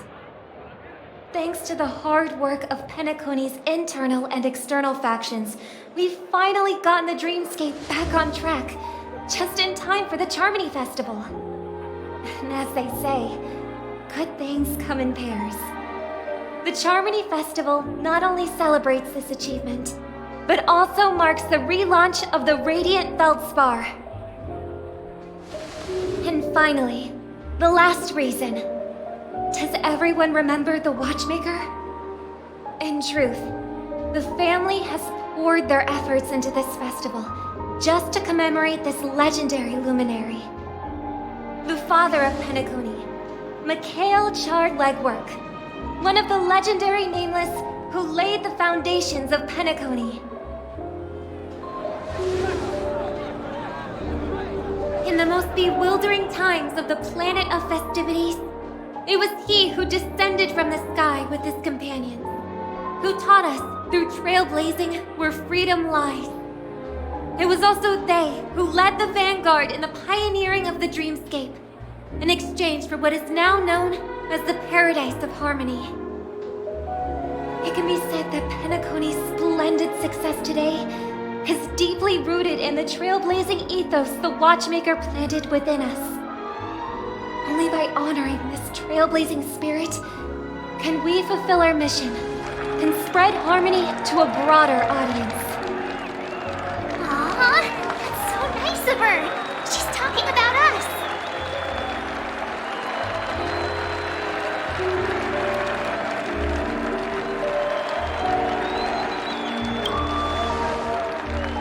That's right. Unparalleled.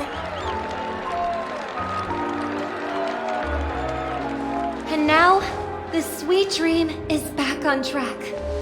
All thanks to the Trailblaze, of course.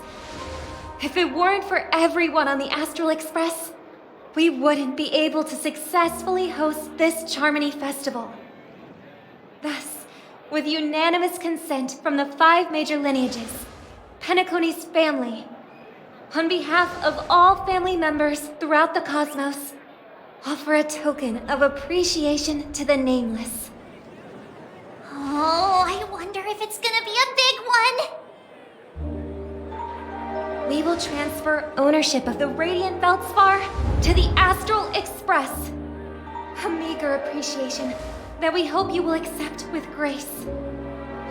Let us gift our applause and cheers to these brave and dauntless Nameless. Nameless! Nameless! Nameless! And now, I propose a toast to harmony, to the Trailblaze, to the future of Penacony and the universe, and to the generous Alfalfa family head, Mr. O.T. Alfalfa. Cheers! Cheers!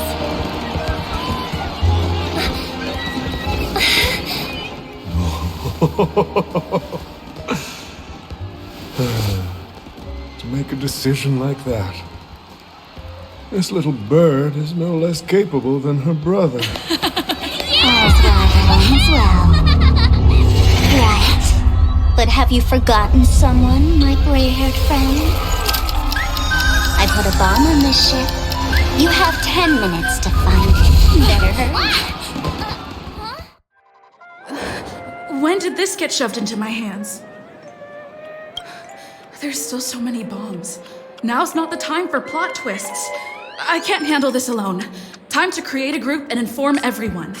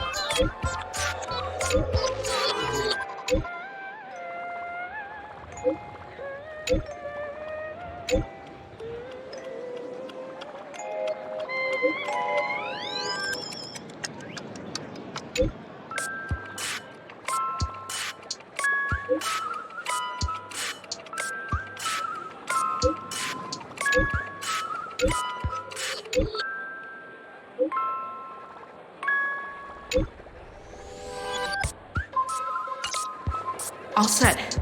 Let's start following the plan.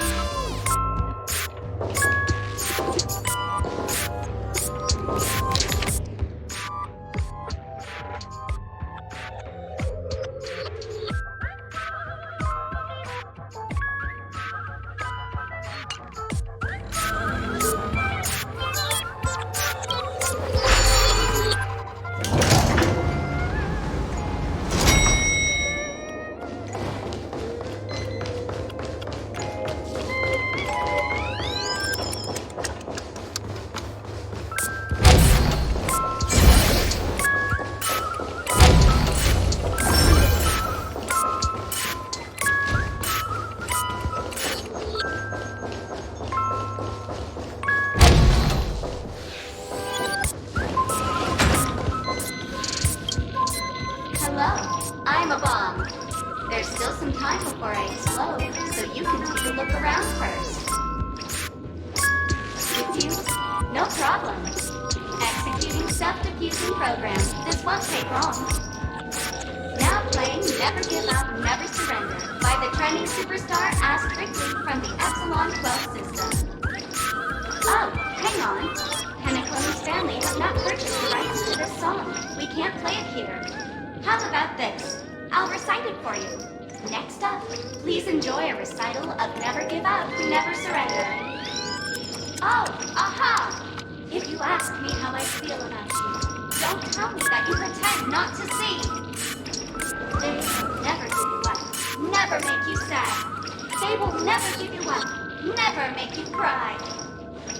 They will never say goodbye to you, never tell lies to hurt you. Praise, aha!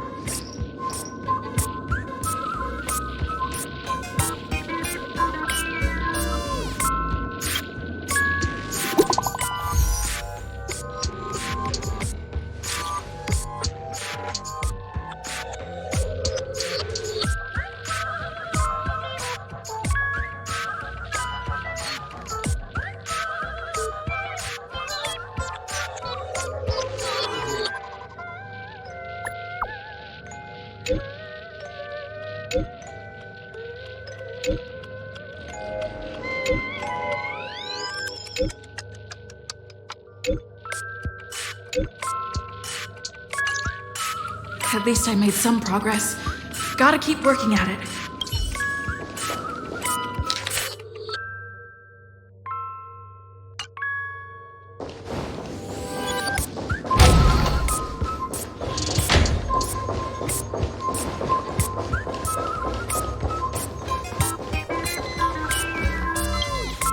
Hello, lovely actor. You can call me the director doll. I often use this name in film credits.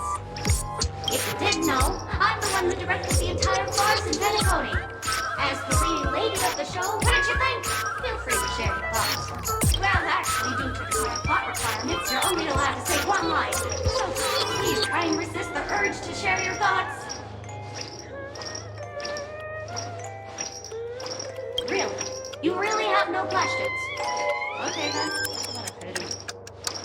Since you're done asking questions and I'm done answering, according to the script, I must reveal to you the fact that there's no bomb here at all, thus causing you to want to kick yourself for spending this whole time listening to me prattling on, after which we will part ways. But don't fret, I've also prepared a gift for you. A dream bubble that has the thrilling life and death moments I shared with the beautiful memo keeper. If you haven't seen it yet, you should hurry up and look for Dr. Henry.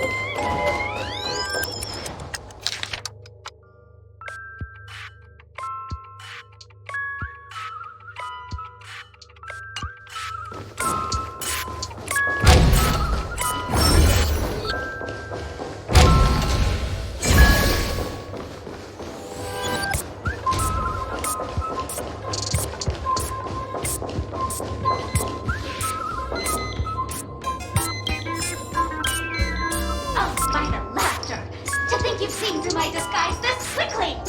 Honestly, my dear Miss Gray Hair, you're just like a ferocious penguin in Madame Susan's bedroom.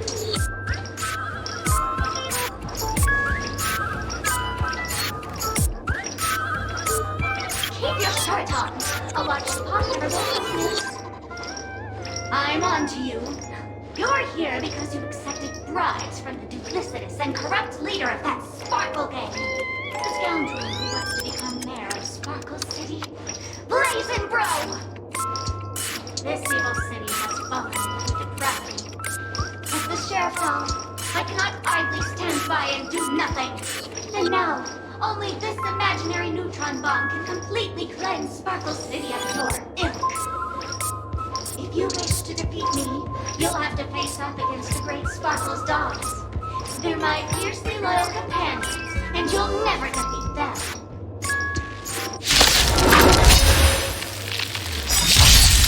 I hope for an end to strife in the world. Harmony and unity. Again. Humanity never conceals its desire to control the heavens, and I'm no exception.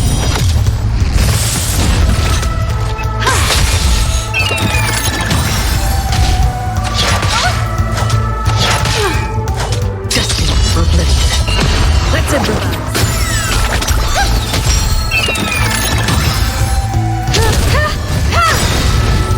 I weep for the departed. It too shall fall.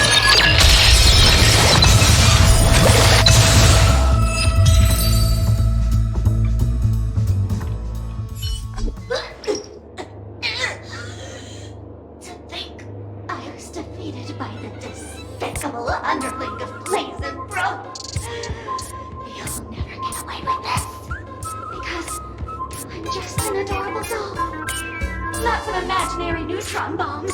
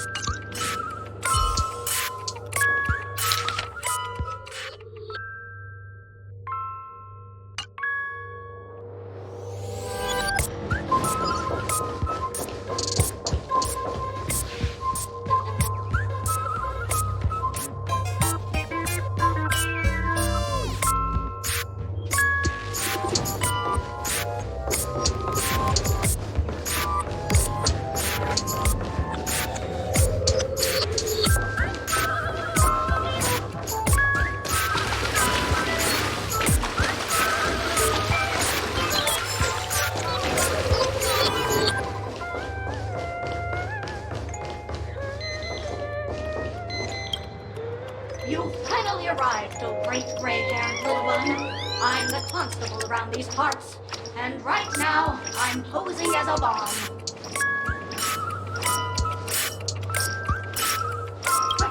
This is called force. All right. Now that you've done 5, 4, 1. Is it really that important? Was it surprising? Shocking?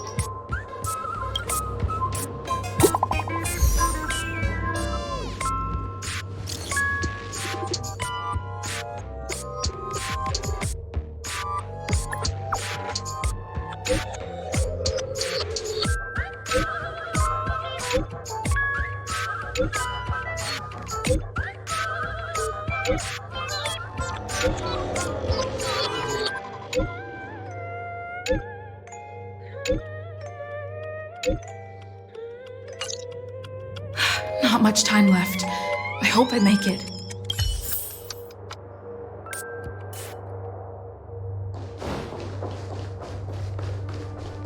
Is that a firefly? 28 minutes, 46 seconds. 28 minutes, 45 seconds. You're here!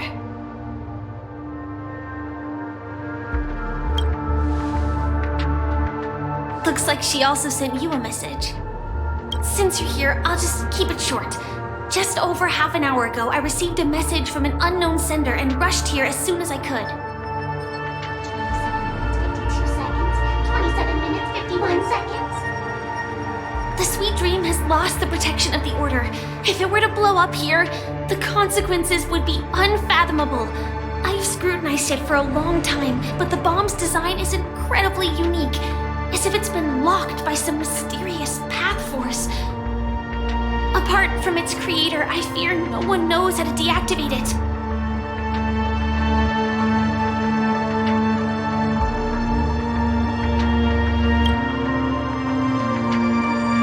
You mean the Watchmaker's guests?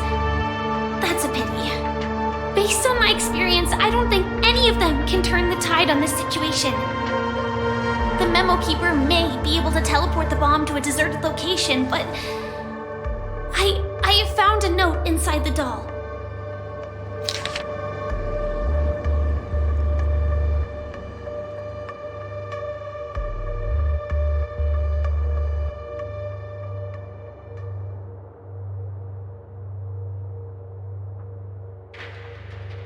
I don't know what grudges they have, but this path is a dead end, too.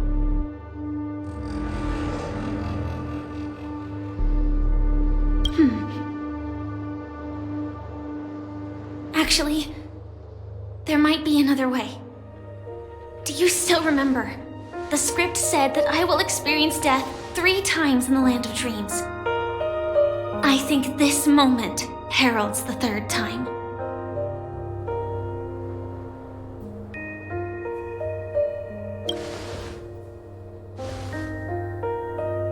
You may already know that I have no way of evoking dreams.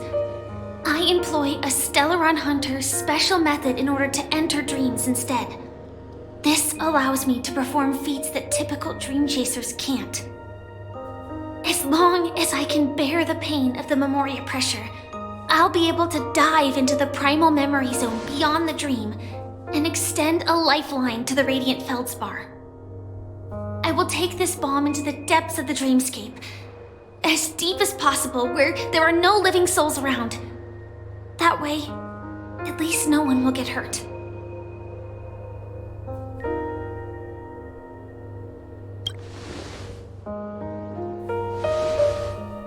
Don't worry. I believe that this Firefly armor will be enough to take me to where I need to go before the countdown ends. And maybe even make it back safely. At present, this is our best and most logical course of action. After all, a long story deserves a happy ending. I have some words to share with you, though they were spoken to me by Miss Acheron. She said that the so-called impossible is merely something that is yet to happen. At the moment, there are so many things that seem impossible, but are they really never going to happen? Maybe it's just that the moment to disprove these impossibilities hasn't arrived yet.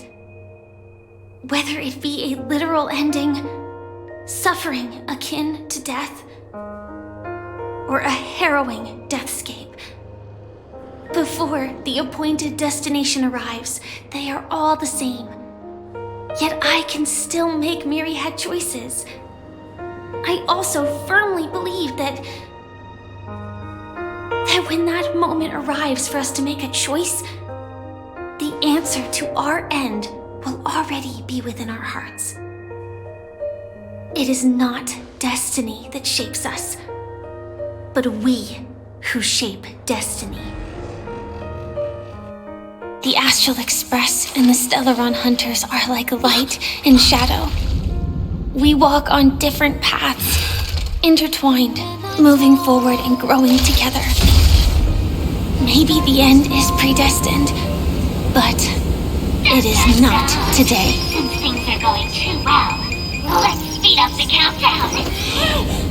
Human life is short, just like fireflies to a flame. So if you have an answer in your heart, always remember, don't leave with any regrets. We have this right, don't we?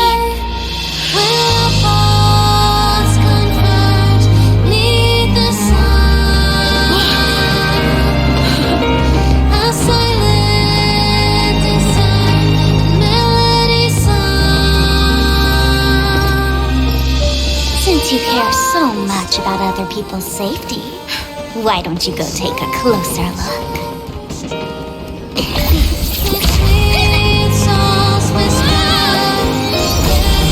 You see, everything is possible in this land of dreams. We each came here with our own goals and realized them in unimaginable ways. Regardless if the result was a sweet illusion or a bitter reality. It was an answer we longed for, day and night. So, why do people choose to slumber? I think it's as you said. Because in the end, we will wake up from our dreams.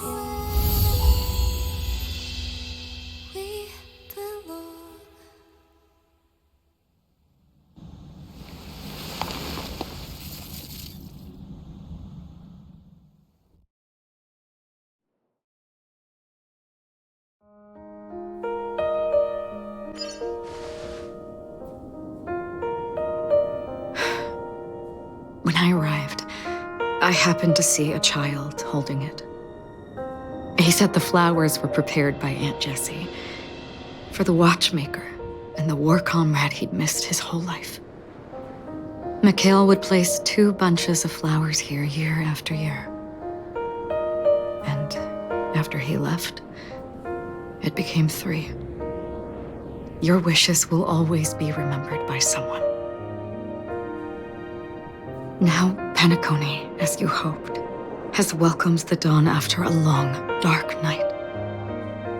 The path forward may not be a bed of roses, but at least people are prepared to step forth towards freedom. Tiernan, you can go home now. While the Nameless are also preparing for the next stop of their voyage.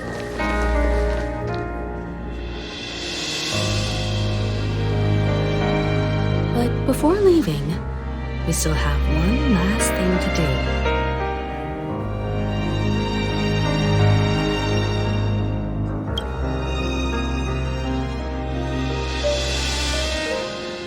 A fitting end to the tale of the departed. One could not ask for a better farewell. Go on. They're all here.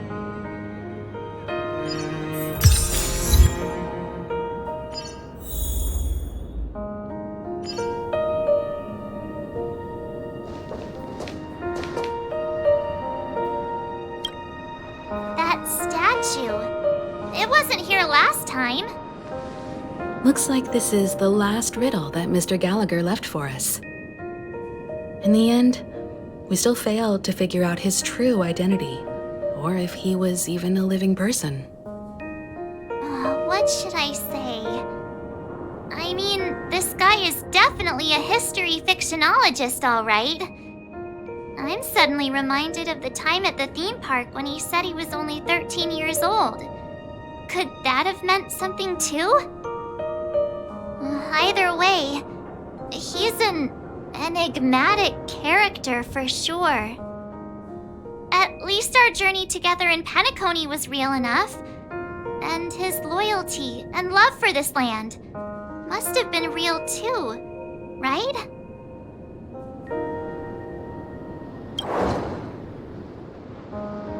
Gallagher, we raise a toast to you, the slumbering hound. To the festival's invitation, to all lies and the singular truth. If we ever meet again, please don't talk in riddles.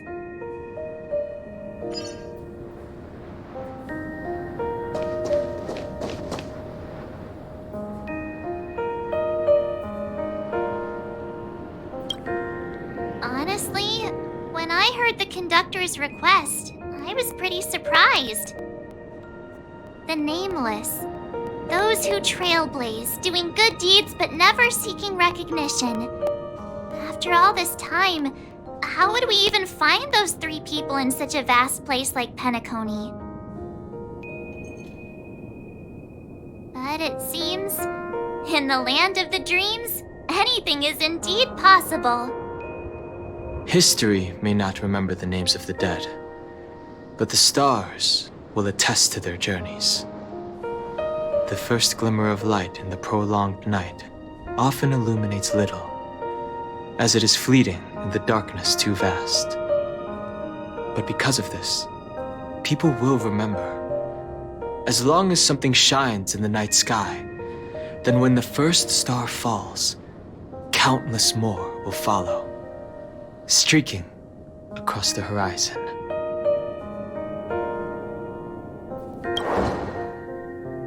Brooklyn Tiernan, Rosalina Jane Estella, we raise a toast to you, trailblazers of the Silver Rail.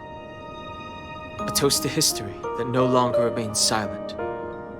The passionate and courageous pursuit, and a voyage that traverses the stars.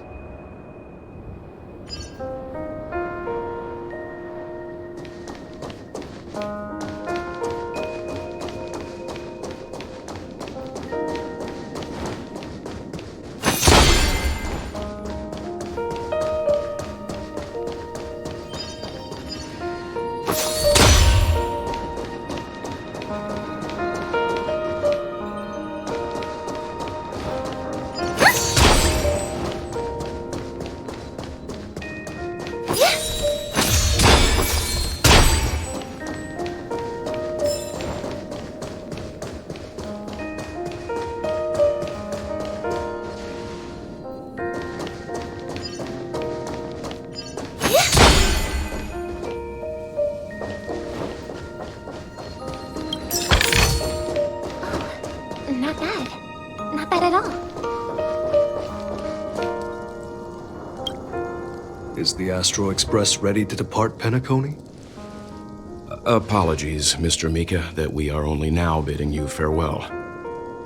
Oh, that's all right. You've all done so much for the Watchmaker, and we are forever indebted. Allow me, as the representative of Dreamflux Reef, to make another toast to all the nameless. What will the people of Dreamflux Reef do now? Many will continue to live here. Those accustomed to being awake will mostly have a hard time getting used to a life of darkness with their eyes closed. Though the order has faded, there must be someone to watch over this primal memory zone. Penacony's nights are long, and there are many who are still far from a good night's sleep. As for the sweet dream over there, we're still managing without it, aren't we? Mika and residents of Dreamflux Reef, we raise a toast to you, watchers of the long dream. To your tenacity throughout time, to each sorrowful night and to the dawn that is finally upon us.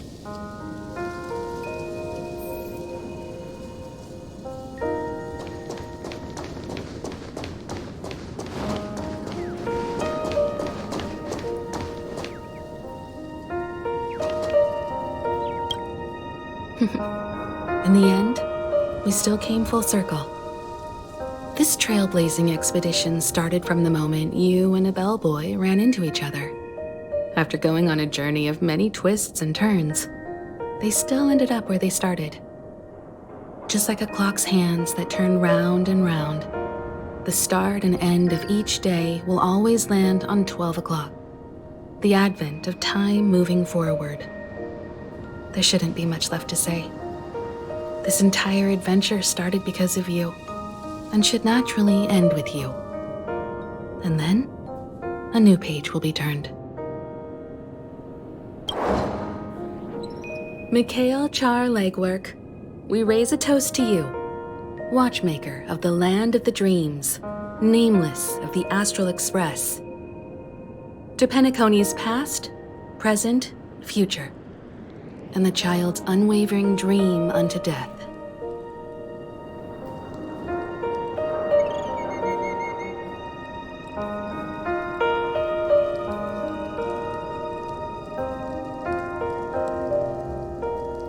With that, our duty as nameless should be complete, right? The trailblaze can illuminate the way. But ultimately, the future of a world belongs to those who live in it.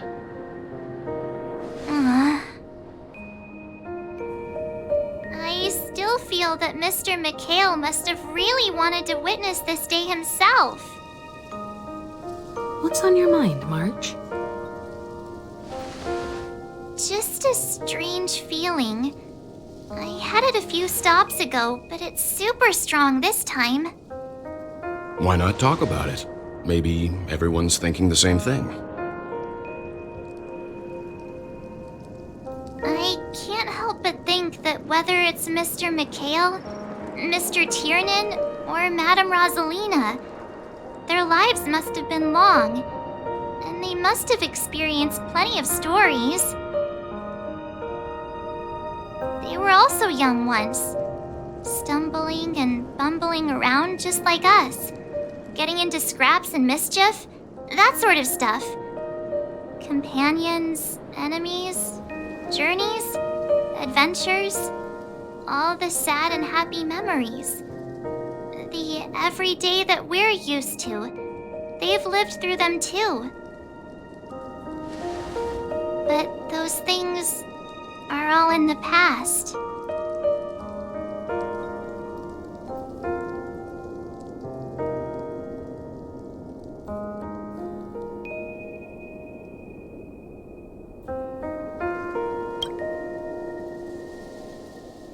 Yeah, maybe that's the precise thing I can't let go of. It'll be easier to understand if I use an analogy. Like when you're reading a book.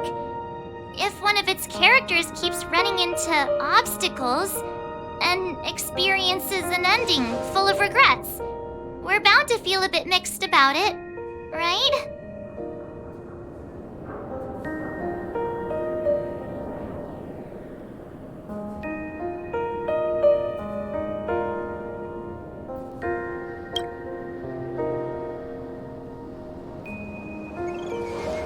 Because we've seen every nook and cranny of their lives, we see these people as special. So, even if there are parts of it that aren't really realistic nor logical, we still hope that their story gets a good ending when it comes. But what if they and we aren't really that special? When Mr. Mikhail sat in this chair, waiting for the Astral Express to arrive every day, what was he thinking? And if, at the end of his life, he could still firmly say he had no regrets, then what is this regret we feel in our hearts right now? think each and every one of us is searching for the answer to this very question. The universe is vast, and our lives are but specks. The trailblaze never ends, but against the backdrop of the cosmos, the average person's lifelong journey is merely a short stretch. But it is in this minuscule distance that paths cross and countless worlds connect. The universe may not remember every person who leaves a tie along the silver rail, but we will. As long as we remember, their stories will never end. And what Mr. McHale has left for us is his answer to this very question. It may not be perfect, but it left a smile on this storied, jaded old Nameless's face at the end of his life. And its meaning will be interpreted by those who come after us. It's not the answer that's important, but what we can learn from others' answers, right? This is what trailblazing is. Sure. I'm really sorry for bringing down the vibe. Quick, Don Hung, tell us a dad joke to lighten the mood.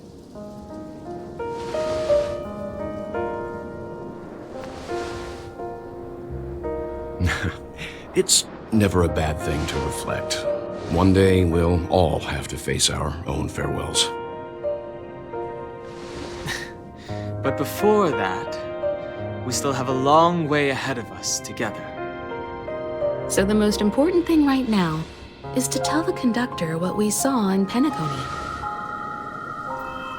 Then prepare ourselves for our next trailblazing destination. I should get back to the Express. Or maybe I could say my final goodbye to Acheron.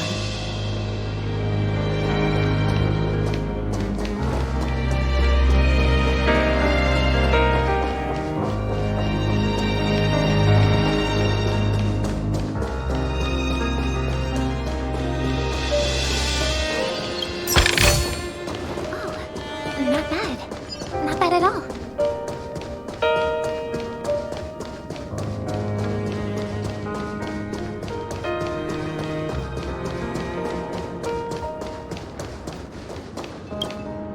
Do you still remember when we first arrived in Penacony? Who would have thought our paths would cross in such a way?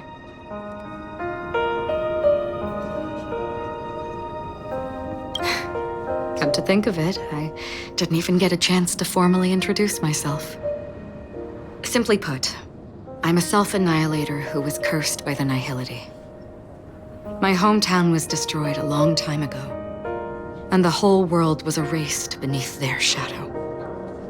In order to fight against the cruel end of self-destruction, I went on a journey in search of a way to sever the chains of the Nihility.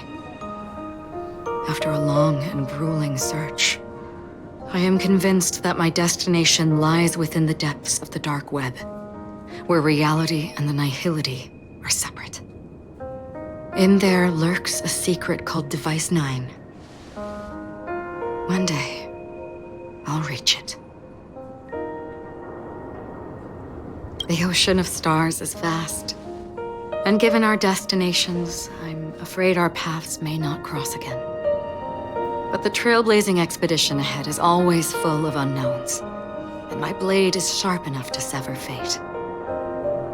As long as we maintain our original resolve, I believe there will come a day where we will meet again.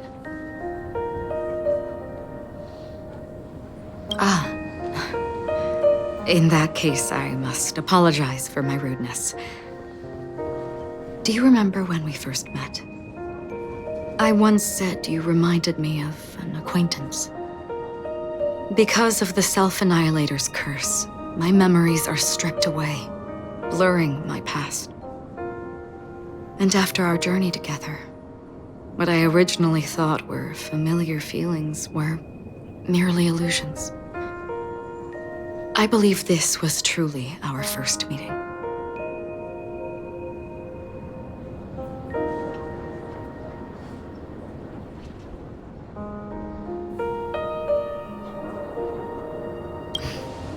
That's right. What matters more is not who I am, but what we have done together. This story will forever be etched in my heart.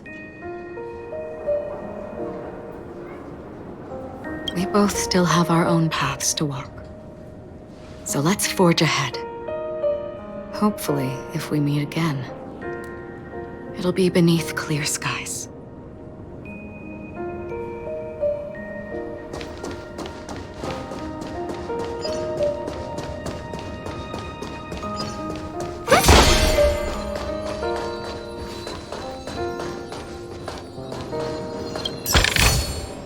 I do like surprises.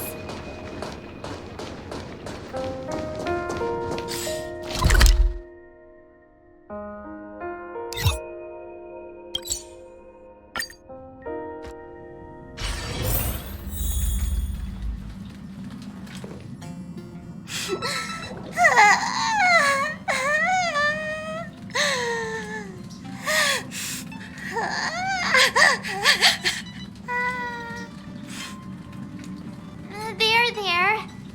Chin up, Pom-Pom. Don't be sad. Don't cry. Wow. Your method of consolation is truly unsophisticated.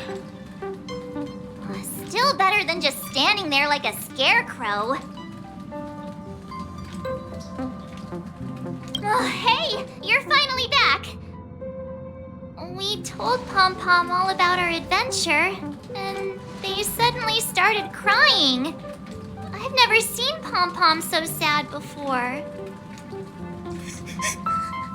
The conductor never cries. Pom-Pom is never sad. Pom-Pom is just angry. Yeah, angry. No matter where the express stops, you lot always manage to cause chaos. My well-thought-out timetable completely ignored. If you carry on like this, the express is gonna run out of fuel. That's right. Pom-Pom is just angry. It's not because of Misha, Tiernan, Rosalina, and the rest.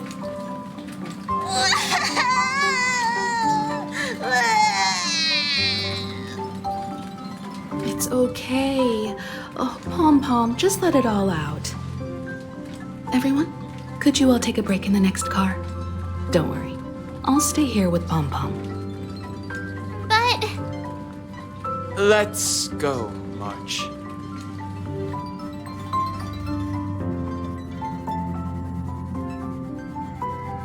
It's okay. Oh, Pom-Pom, just let it all out.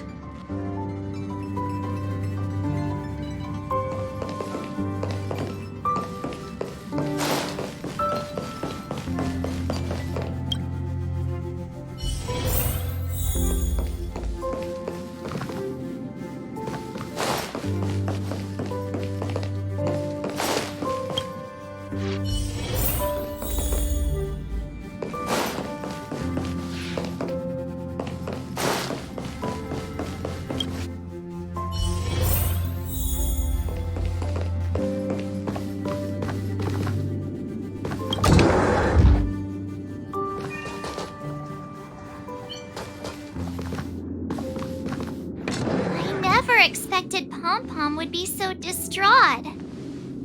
Those three nameless must have meant a lot to Pom-Pom. No one knows exactly when Pom-Pom boarded the Express, but one can surmise that their journey has been filled with many hellos and goodbyes. Probably more than we can imagine. The fact that they're crying so hard is probably a good sign. It proves that Pom-Pom's emotions haven't become dulled by the grind of time. They still deeply cherish every nameless who has boarded the Express and value every journey shared with them. Leave it to Himiko. When it comes to comforting, there's no one better on the Express.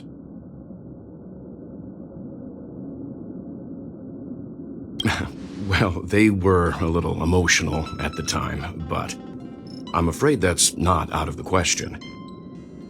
Since you joined us, the Express has stayed longer than anticipated at every stop along the way. And to ensure that everyone always makes it back on board, Pom-Pom has had no choice but to delay the warp jump schedule. I see. No wonder I can regularly hear Pom-Pom pacing anxiously up and down the corridor. Turns out Pom-Pom's been silently putting in a lot of work for us. Wow. Different from typical vehicles, the Astral Express converts every trailblaze into the energy it needs to run. Ideally, as long as trailblazing expeditions continue without interruption, the Express will receive a constant flow of energy, much like a perpetual motion machine. But because of our previous encounters, fuel is being used up much faster than expected. We can probably only pull off 2 more warp jumps at most. Only 2 more? Isn't that super risky? Oh, I don't want to become an ice cube floating around in space again.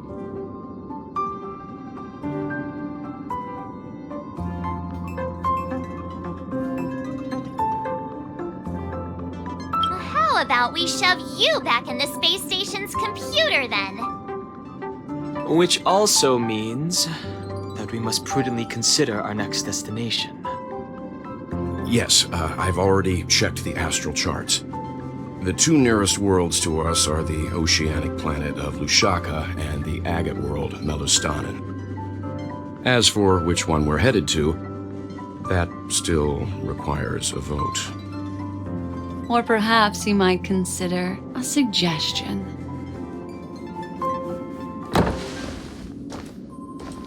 Everyone, we meet again. It's you! Why were you just in my room? It's a very cute room, Miss March. Just like you.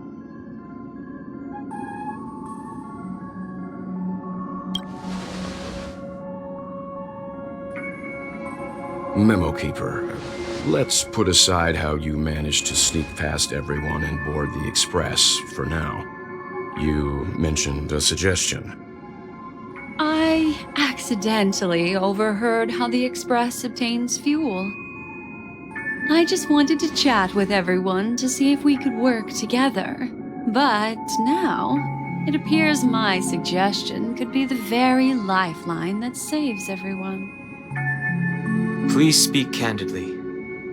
Depending on what you say, we could very well ask you to disembark.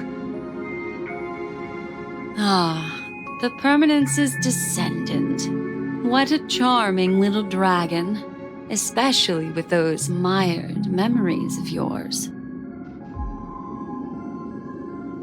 But I digress. If the Astral Express is in urgent need of a special trailblazing expedition to recharge its engine, have you all considered this? Perhaps your destination could be a world that even the renowned Akivili never reached. Should you be able to lay down a new stretch of silver rail, the Express may never have to worry about energy ever again. Trailblazing to a world that even Akivili has never been to? Is that possible? Continue, Memo Keeper. This destination of which you speak, what sort of world is it? A world that many across the universe don't even know exists. A world hidden away from outside observation. Its presence only revealed by the light from the mirror of the Garden of Recollection. A world fettered by 3 paths, its destiny hanging in the balance. The Eternal Land, Amphorius.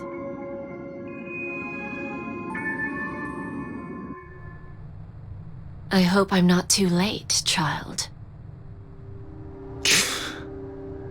I wasn't expecting it to be you. Don't you know how many sentry posts the family has built? And how hard it is to get you out of here?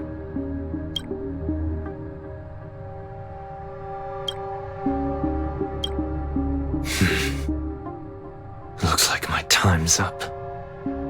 What do you mean? What time? Negotiation, interrogation, or death. My fate lies entirely in your hands, Lady Bonajade. The dance is done. Why bother with the compassionate pretense and give someone who's about to die the chance to talk? Despite your fall from grace, you still look well. I'm very glad to see that you're so full of verve. Do not insult my pride with half-veiled sarcasm. Have you specially come to see me just to sate your vile vanity? Oh, of course not. I merely came to fulfill your younger sister's wishes, to offer you a generous trade. That is, if you're willing to accept. Robin? To build a true haven where everyone can attain peace. That's the oath between you siblings, isn't it? If I told you there was still a chance to realize this vow, would you be willing to talk to me then?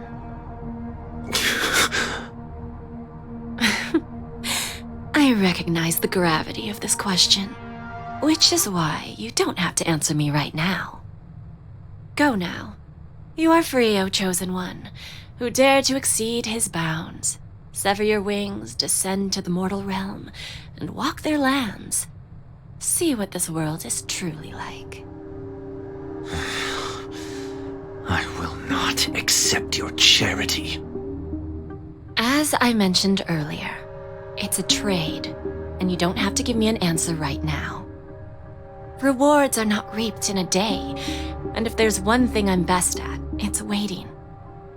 The sweet dream still continues, and the night is still long. You have plenty of time to contemplate your answer.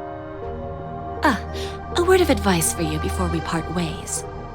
A word of warning from someone who's been in your shoes before. Life is too short to miss out on golden opportunities.